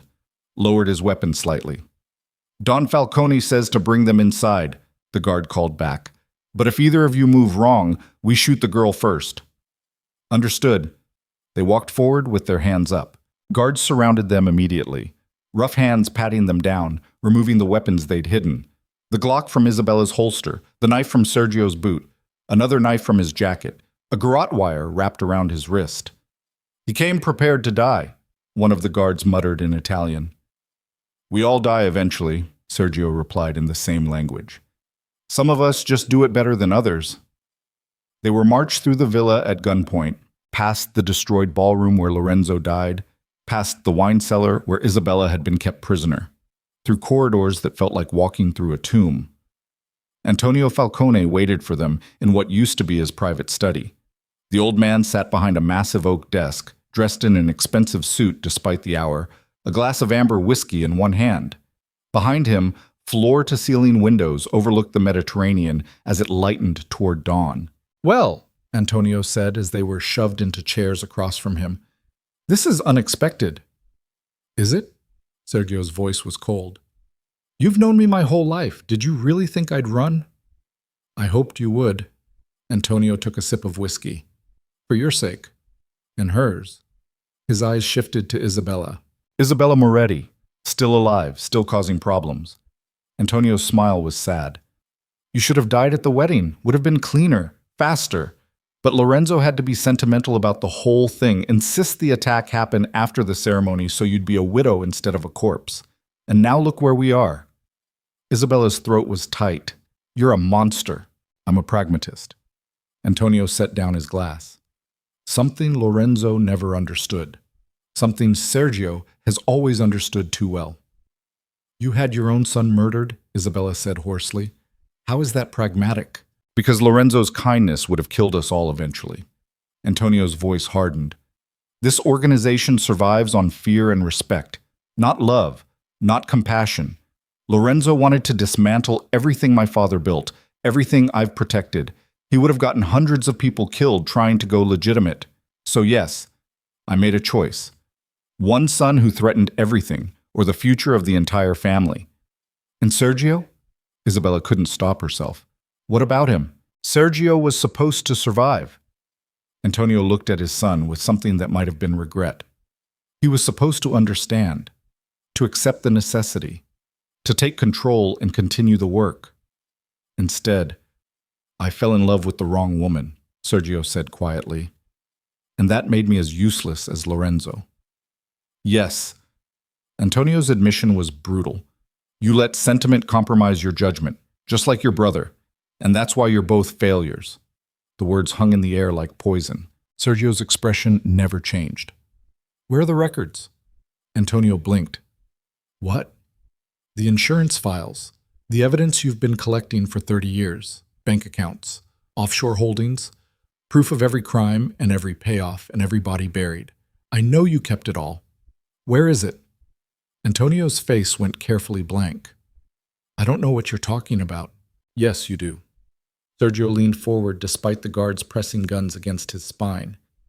"You're paranoid, father. Always have been. You don't trust your allies, so you keep leverage on all of them. Documented proof you can release if they ever turn on you. That's how you've stayed in power this long." "Even if such records existed," Antonio said slowly, "what makes you think I'd tell you?" "Because," Sergio said calmly, "if you don't, I'm going to start killing your grandchildren." The room went silent. Antonio's face drained of color. "You're bluffing." "Am I?" Sergio's voice was ice. "You taught me to do whatever it takes to survive, to prioritize the family above all else. Well, Isabella is my family now, and I will burn down 3 generations of Falcones to keep her alive." "You don't even know where they are." Carlo lives in Florence under the name Marco Benedetti. Alessandro is in boarding school in Switzerland. Giuliana just got engaged to that prosecutor's son in Rome. Sergio rattled off names and locations with brutal precision. "I know where they all are, father, because while you were planning Lorenzo's funeral, I was building contingencies." Antonio's hand shook as he reached for his whiskey. "You wouldn't. They're innocent. So was Lorenzo." Sergio's voice cracked. "So is Isabella's family. So are all the people you've had killed over the years for being inconvenient. Why should your grandchildren be exempt?" "Because they're children." "Then give me what I want." Sergio stood slowly, the guards tensing but not firing. "Give me the records. Let us walk out of here with enough leverage that you can't touch us without destroying yourself, or I start making your bloodline extinct. Your choice." Antonio stared at his son with a mixture of horror and something that might have been pride. "You've become exactly what I made you," the old man whispered. "A monster." "Yes." Sergio's smile was terrible. "And you're only just now realizing you can't control me anymore." For a long moment, Antonio said nothing. Then he pressed a button under his desk. A section of the wall slid open, revealing a hidden safe. "The combination is Lorenzo's birthday. Antonio said quietly. The real one, not the one on his official documents. Sergio moved to the safe, his fingers working the combination lock. It clicked open. Inside were 3 leather-bound ledgers and multiple flash drives. Decades of crimes, decades of secrets, everything. Sergio gathered them carefully, then turned back to his father. We're leaving now, he said, and you're going to let us go. Because if anything happens to us, copies of everything in this safe go to the FBI, Interpol, and every major news organization in Europe.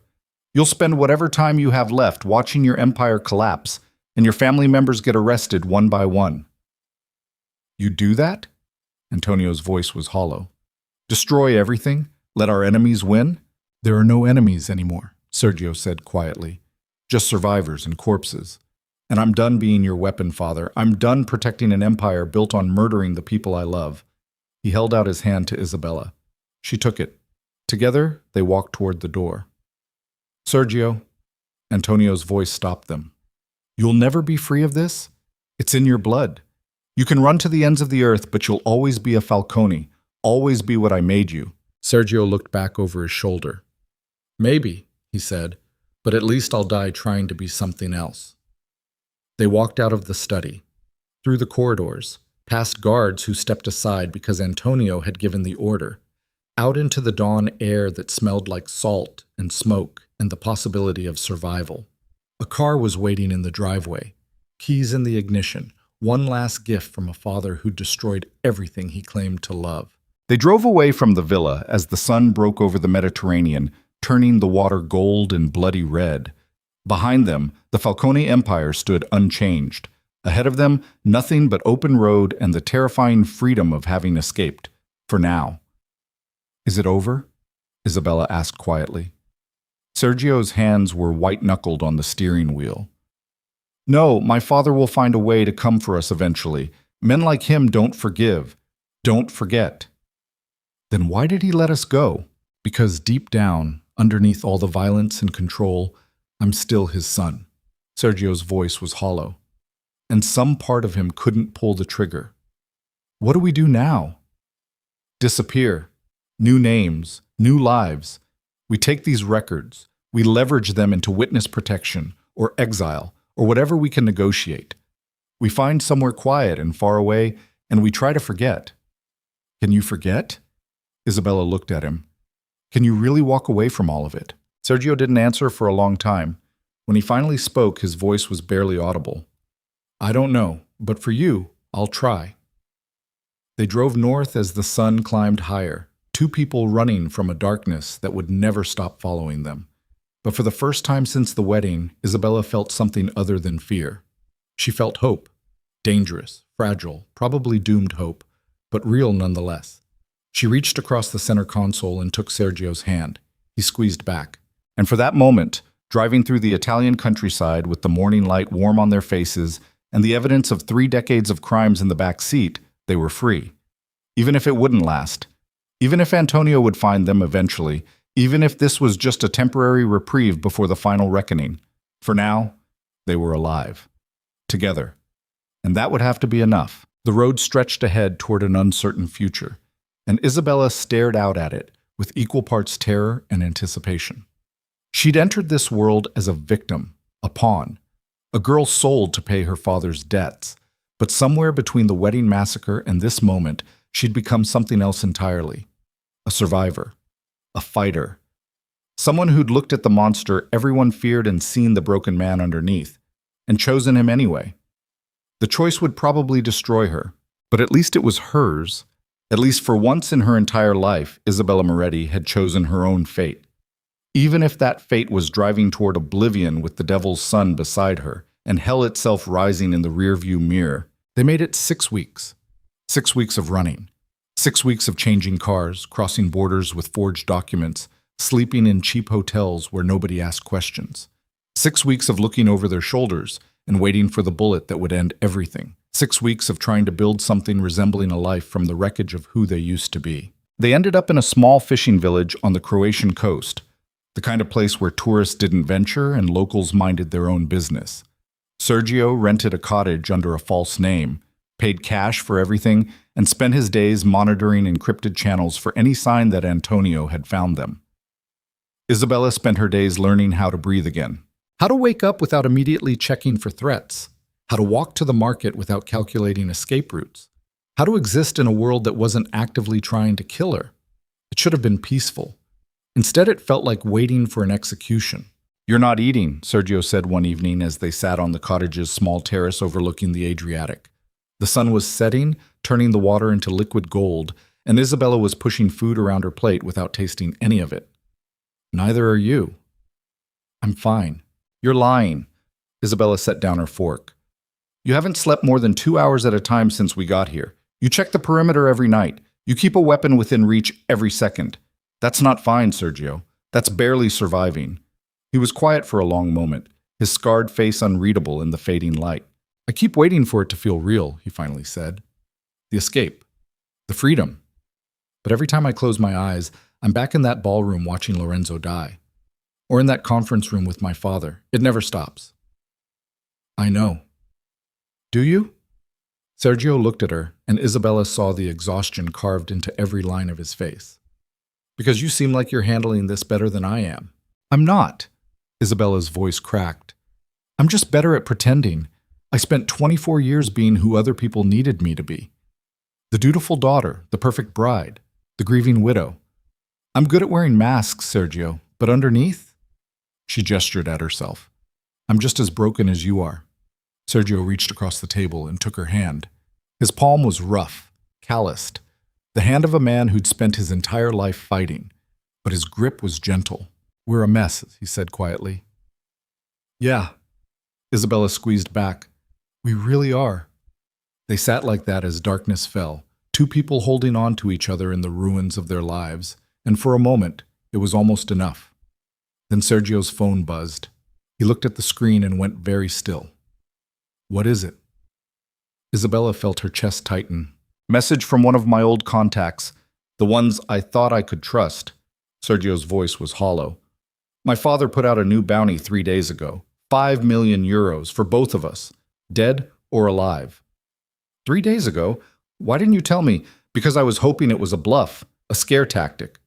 Sergio stood abruptly, already moving toward the cottage. "But if he's escalating, it means he's found something, a lead. Maybe a witness who saw us in Split. Maybe someone who recognized our faces. So we run again." "There's nowhere left to run, Isabella." Sergio was pulling weapons from hidden caches around the cottage. Guns, ammunition, knives, moving with brutal efficiency. 5 million euros means every bounty hunter, every mercenary, every desperate criminal in Europe is looking for us. We can't outrun that kind of money. "Then what do we do?" Sergio paused, a pistol in one hand, and looked at her. "We end it," he said. "Tonight. We go back to Sicily. We confront my father one last time. We force him to choose between killing us and letting us go permanently." Isabella's blood went cold. "That's suicide." "Probably." Sergio's smile was broken. "But I'm tired of running, tired of looking over my shoulder. I'd rather die fighting than spend the rest of my life waiting to be murdered in some anonymous place by people I've never met." "Sergio, you don't have to come." He grabbed her shoulders, forcing her to meet his eyes. "I mean it. I can get you to the American embassy in Zagreb. They'll protect you, give you a new identity. You can disappear for real, have a life." "Without you?" "I'm not the kind of man you build a life with, Isabella. I'm the kind you survive long enough to escape from." The words should have hurt. Instead, they just made Isabella angry. "Stop doing that," she said through gritted teeth. "Stop trying to save me. Stop making decisions for me. If I wanted to leave, I would have left weeks ago." "You should want to leave, but I don't." Isabella grabbed his face, forcing him to focus. "I don't want safe, Sergio. I don't want normal. I want you. Even if it's terrifying, even if it ends badly. I'm done pretending I'm someone I'm not." "And who are you?" "The woman who chose the monster over salvation," Isabella said quietly. "The woman who walked into darkness and decided to stay there. Your partner. Your equal. Not your victim." Sergio stared at her like she was something impossible. Then he kissed her. Hard and desperate, and tasting like salt air and the kind of reckless certainty that came from having nothing left to lose. If we do this, he whispered against her lips, if we go back, there's no guarantee we survive. I know. My father might kill us both. I know. So why would you? Because, Isabella said, I'd rather die standing beside you than live the rest of my life wondering what might have been. Sergio closed his eyes, his forehead pressed against hers. You're insane, he breathed. Probably. Isabella pulled back, already moving toward the bedroom to pack. But at least we're insane together. They left Croatia that night, drove through the darkness with the Adriatic disappearing behind them and Sicily waiting ahead like an open grave. Neither of them slept. Both of them knew this was likely a one-way trip, but somewhere between the Croatian coast and the ferry to Italy, Isabella felt something shift inside her. Fear, yes, but also clarity. For the first time in her entire life, she wasn't being carried along by someone else's choices. She wasn't a pawn, wasn't a victim, wasn't a prize to be won or a problem to be solved. She was making a choice, a terrible, probably fatal choice, but hers. And that made all the difference. They reached Sicily 48 hours later. Palermo looked the same as it had 6 weeks ago. Ancient streets, Mediterranean light, the weight of history and violence layered into every stone. But Isabella saw it differently now. Not as the city where Lorenzo died, but as the place where everything had started and would now end. Sergio didn't drive to the villa. Instead, he took them to a small apartment in the old quarter, another safe house, this one sparse and functional. A single room, a bed, a table, weapons. We wait until tomorrow night, he said, setting the leather ledgers and flash drives from Antonio's safe onto the table. The monthly council meeting, every major capo will be at the villa. My father will be holding court, consolidating his power. That's when we walk in. And then what? Then we give him the same choice he gave us. Sergio's voice was steel. Call off the bounty permanently. Let us disappear for real, or we release everything. Every crime, every buried body, every payoff. We destroy the empire completely. He'll never agree to that. Then he'll try to kill us, and we'll take as many of them down as we can before we die. Sergio met her eyes. Either way, it ends tomorrow. They spent that night preparing, checking weapons, planning entry routes, going over everything that could go wrong, which was essentially everything. But as midnight approached, Isabella found herself sitting on the edge of the bed, staring at her hands, and realizing she wasn't afraid anymore. Not of dying, not of Antonio, not even of the violence that waited for them at the villa. She was afraid of only one thing, that Sergio would die believing he was the monster his father made him, instead of the man he'd become. Hey, she said quietly. Can I ask you something? Sergio looked up from where he was field stripping a pistol. What? If we survive tomorrow, if by some miracle we actually walk out of there alive, what happens next? He was quiet for a long moment. I don't know, he finally admitted. I've spent my entire life preparing to die. I never learned how to live. Then we'll figure it out together. Isabella moved to sit beside him. We'll find some quiet place where nobody knows our names. We'll learn how to be normal people, or at least pretend to be. You really think that's possible? I think anything's possible if we're both still breathing. Isabella took his hand. I think two broken people can maybe fix each other, or at least be broken together in a way that feels less lonely. Sergio's scarred face softened. I don't deserve you, he said hoarsely. Probably not. Isabella smiled. But you're stuck with me anyway. They made love that night like it was both the first and last time. Desperate and tender and absolutely present in every moment. No more running, no more hiding, just two people who'd chosen each other against all logic and reason, holding on to each other before walking into the fire. Afterward, they lay tangled together in the darkness, and Sergio whispered the words neither of them had said aloud yet. I love you. 3 words that should have been simple, but carried the weight of everything they'd survived. I know, Isabella whispered back. I love you too. Even knowing what I am, what I've done, especially knowing that. Isabella pressed her palm against his scarred chest, feeling his heartbeat. Because I've seen who you are underneath all the violence. The man who tried to save me even when it destroyed him. The man who chose me over an empire. That's who I love. Sergio pulled her closer, his breathing ragged. If I die tomorrow, he said against her hair. I need you to know it was worth it, all of it. Meeting you, choosing you, even if it only lasted a few weeks, you made me feel human again. You're not dying tomorrow. Isabella's voice was fierce. We're both walking out of there alive, and then we're going to have years, decades. We're going to grow old and boring and forget what this violence even felt like. You really believe that? I have to. Isabella looked up at him. Because the alternative is unacceptable.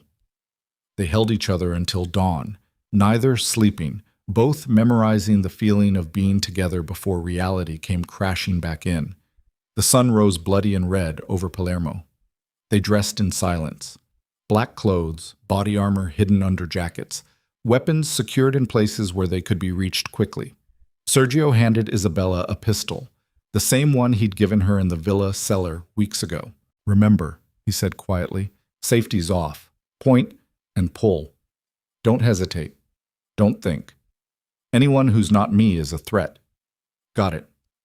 And if things go wrong, if they separate us or if I go down, stop. Isabella grabbed his face.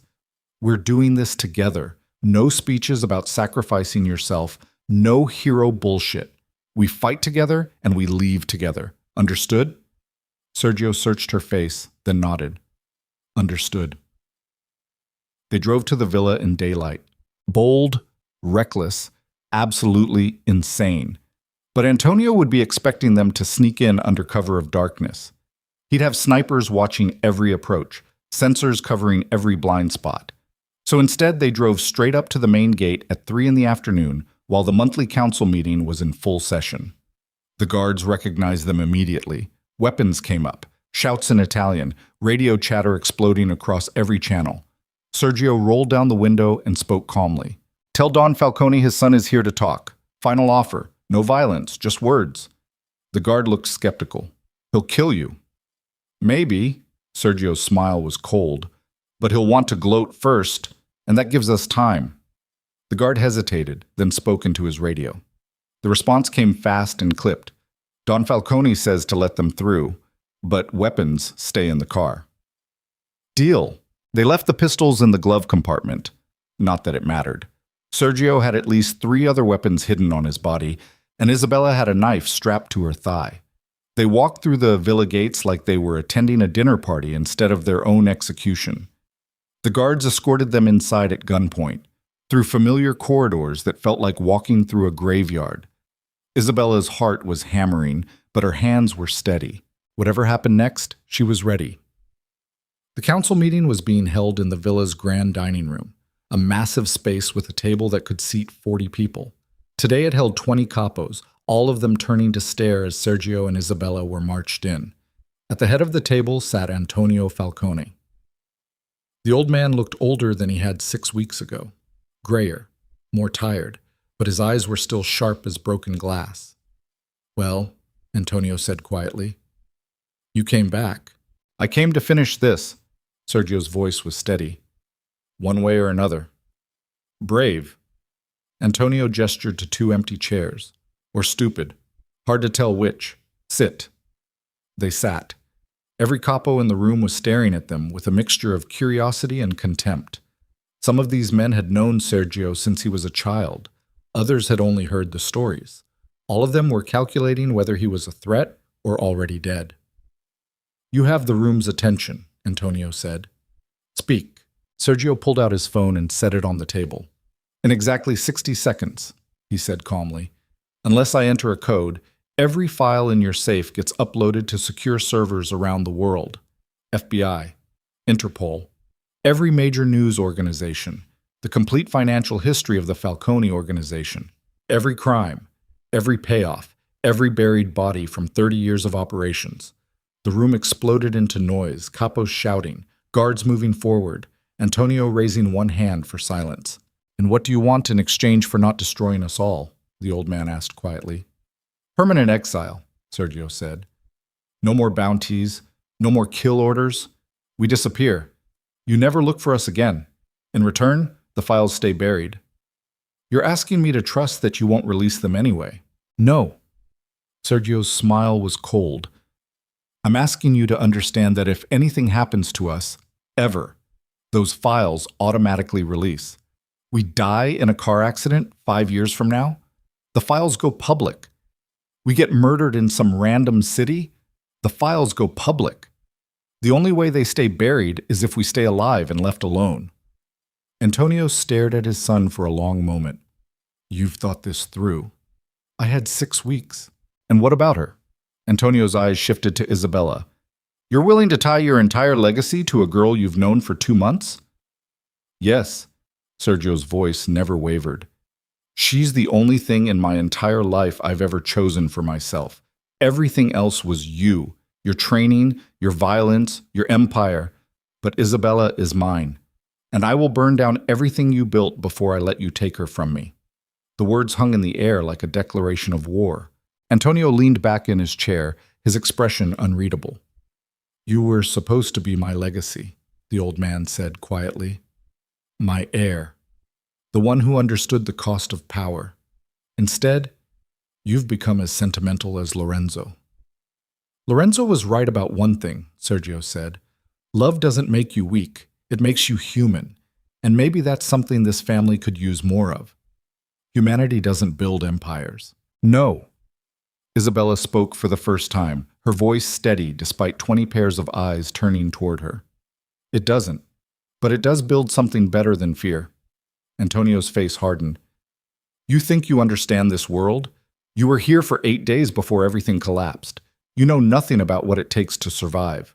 I know that Lorenzo loved you, Isabella said quietly, right up until you had him killed. I know that Sergio has spent his entire life trying to earn your approval and never getting it.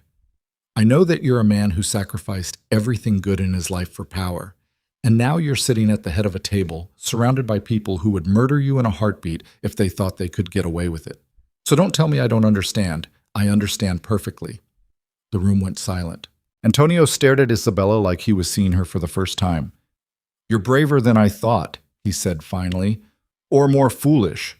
Still trying to decide which. Does it matter? No. Antonio stood slowly, leaning on his cane. I suppose it doesn't. He walked around the table toward them, every guard in the room tensing. Sergio's hand moved toward a hidden weapon, but Antonio just stopped a few feet away and looked at his son with something that might have been regret. You want exile? The old man said. Fine. You have it. The bounty is lifted. The hunt is over. You disappear, and we never speak again. Sergio's face showed nothing. Just like that? Just like that. Antonio's voice was tired. Because you're right. I'm old. I'm tired. And I've already buried one son. I don't have the strength to bury another, even if he deserves it. I don't believe you. Smart. Antonio's smile was sad. But you don't have to believe me. You have your insurance, your files. If I go back on my word, you destroy everything. So we're at an impasse, a permanent one, which means we're both stuck trusting each other to honor this deal. And the capos? Sergio gestured to the room. They'll just accept this? They'll accept what I tell them to accept. Antonio's voice hardened. I still run this family, and if anyone has a problem with my decision, they can discuss it with me privately. The threat was clear. Nobody moved. Nobody objected. After a long moment, Sergio nodded slowly. Then we're done here. Yes. Antonio looked at Isabella one last time. Take care of him. He's more fragile than he pretends to be. I know, Isabella said quietly. They stood and walked toward the door.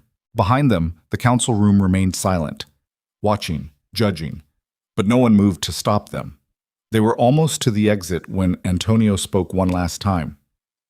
Sergio. Sergio paused but didn't turn around. For what it's worth, Antonio said, his voice barely audible, Lorenzo would have been proud of you for choosing love over legacy. He always said you deserved more than this life gave you. Sergio's shoulders tensed. He was wrong, Sergio said quietly. I got exactly what I deserved. I just hope it's not too late to become something better. Then they walked out of the villa for the last time, into the Sicilian afternoon that smelled like salt and jasmine and the possibility of survival. The car was exactly where they'd left it, untouched. They climbed in, and Sergio drove slowly down the driveway, both of them waiting for gunfire that never came. They were 2 miles away when Isabella finally exhaled. Did that just happen? Her voice was shaking. Did we actually walk out alive? I think so. Sergio's hands were white-knuckled on the steering wheel. I don't understand it, but yes. Your father let us go. He's dying. Sergio's voice was hollow. Saw it in his face. 6 months, maybe a year. The Empire is eating him alive, and he knows it. He doesn't have the energy for a war with his own son. So we're really free?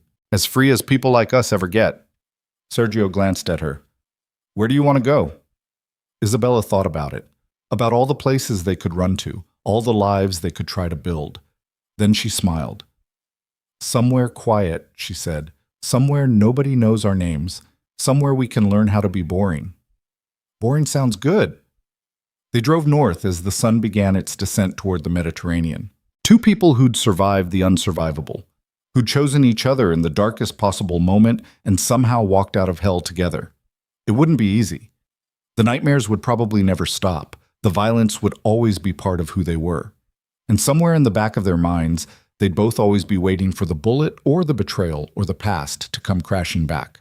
But for now, driving through the Italian countryside with the evening light warm on their faces and the future stretching out uncertain ahead of them, they were alive, together, and that was enough. 3 years later, Isabella stood on the balcony of a small house overlooking the Adriatic and watched the sunset turn the water into liquid gold. Behind her, she heard Sergio moving through the kitchen, making dinner with the kind of careful domesticity that still looked strange on a man who'd once been Sicily's most feared enforcer. They'd settled in Montenegro eventually, a quiet coastal town where tourists came in summer and locals fished in winter.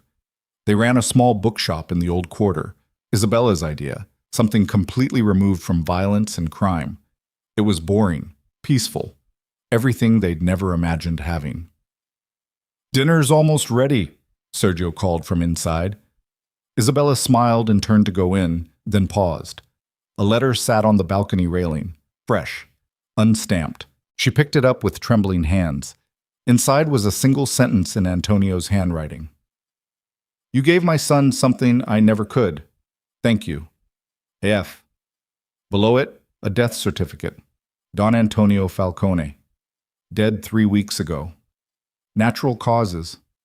Isabella stood there holding the letter as the sun disappeared below the horizon and felt something release in her chest. The last chain, the last threat, the last shadow from their past. Gone. Isabella? Sergio appeared in the doorway, concerned. What is it? She handed him the letter.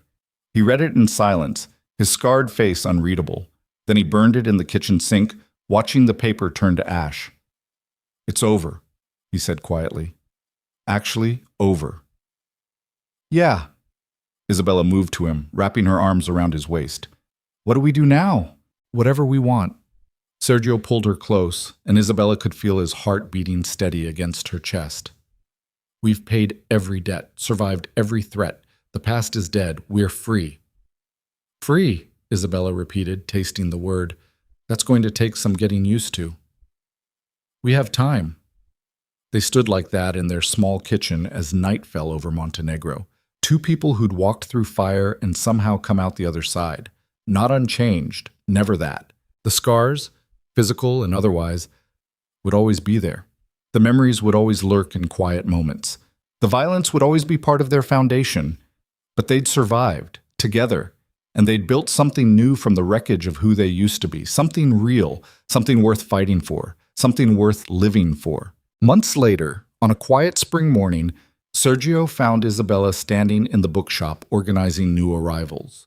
She was wearing one of his old shirts, her hair pulled back, humming something under her breath. She looked happy. Actually, genuinely happy. And Sergio realized with sudden clarity that this was what Lorenzo had wanted all along. Not power, not legacy. Just this, someone to love who loved him back, a life built on choice instead of obligation. Peace. Hey, Isabella said, noticing him watching. You okay? Yeah. Sergio crossed the shop and kissed her forehead, just thinking about Lorenzo, about how he'd probably be laughing at us right now. Why? Because he always said I needed to learn how to be human instead of a weapon. And here I am, running a bookshop in Montenegro with the woman I chose over an empire. You think he'd approve? I think, Sergio said quietly, he'd say I finally got it right. They stood together in the morning light streaming through the shop windows, and Isabella felt something she'd never experienced before. Contentment. Not happiness exactly. They'd both been through too much for simple happiness. But contentment. The deep, bone-level certainty that she was exactly where she was supposed to be. With exactly the right person. Living exactly the right life. I love you, she said. I love you too. Sergio's smile was real, unguarded. The smile of a man who'd finally stopped fighting himself. Even if you did drag me into the most boring life imaginable. Boring is good. Boring is perfect. And it was. Not because they'd forgotten the violence or the pain or the people they'd lost, but because they'd survived it together and chosen to build something better from the ashes. A quiet life. A peaceful life. A life where the only battles they fought were over who got the last coffee or whose turn it was to close the shop. Normal problems. Human problems. The kind of problems that meant they'd actually made it out. Years would pass. The nightmares would fade. The scars would become just scars instead of open wounds. But Isabella and Sergio would always remember the night Lorenzo died. The moment everything changed. The choice they'd made in darkness that led them toward light. And they'd be grateful. Not for the violence. Never that. But for each other. For the impossible, brutal, beautiful truth that two broken people had found each other in hell and decided to walk out together. And they'd made it. Against every odd. Against every expectation. Against fate itself. They'd made it.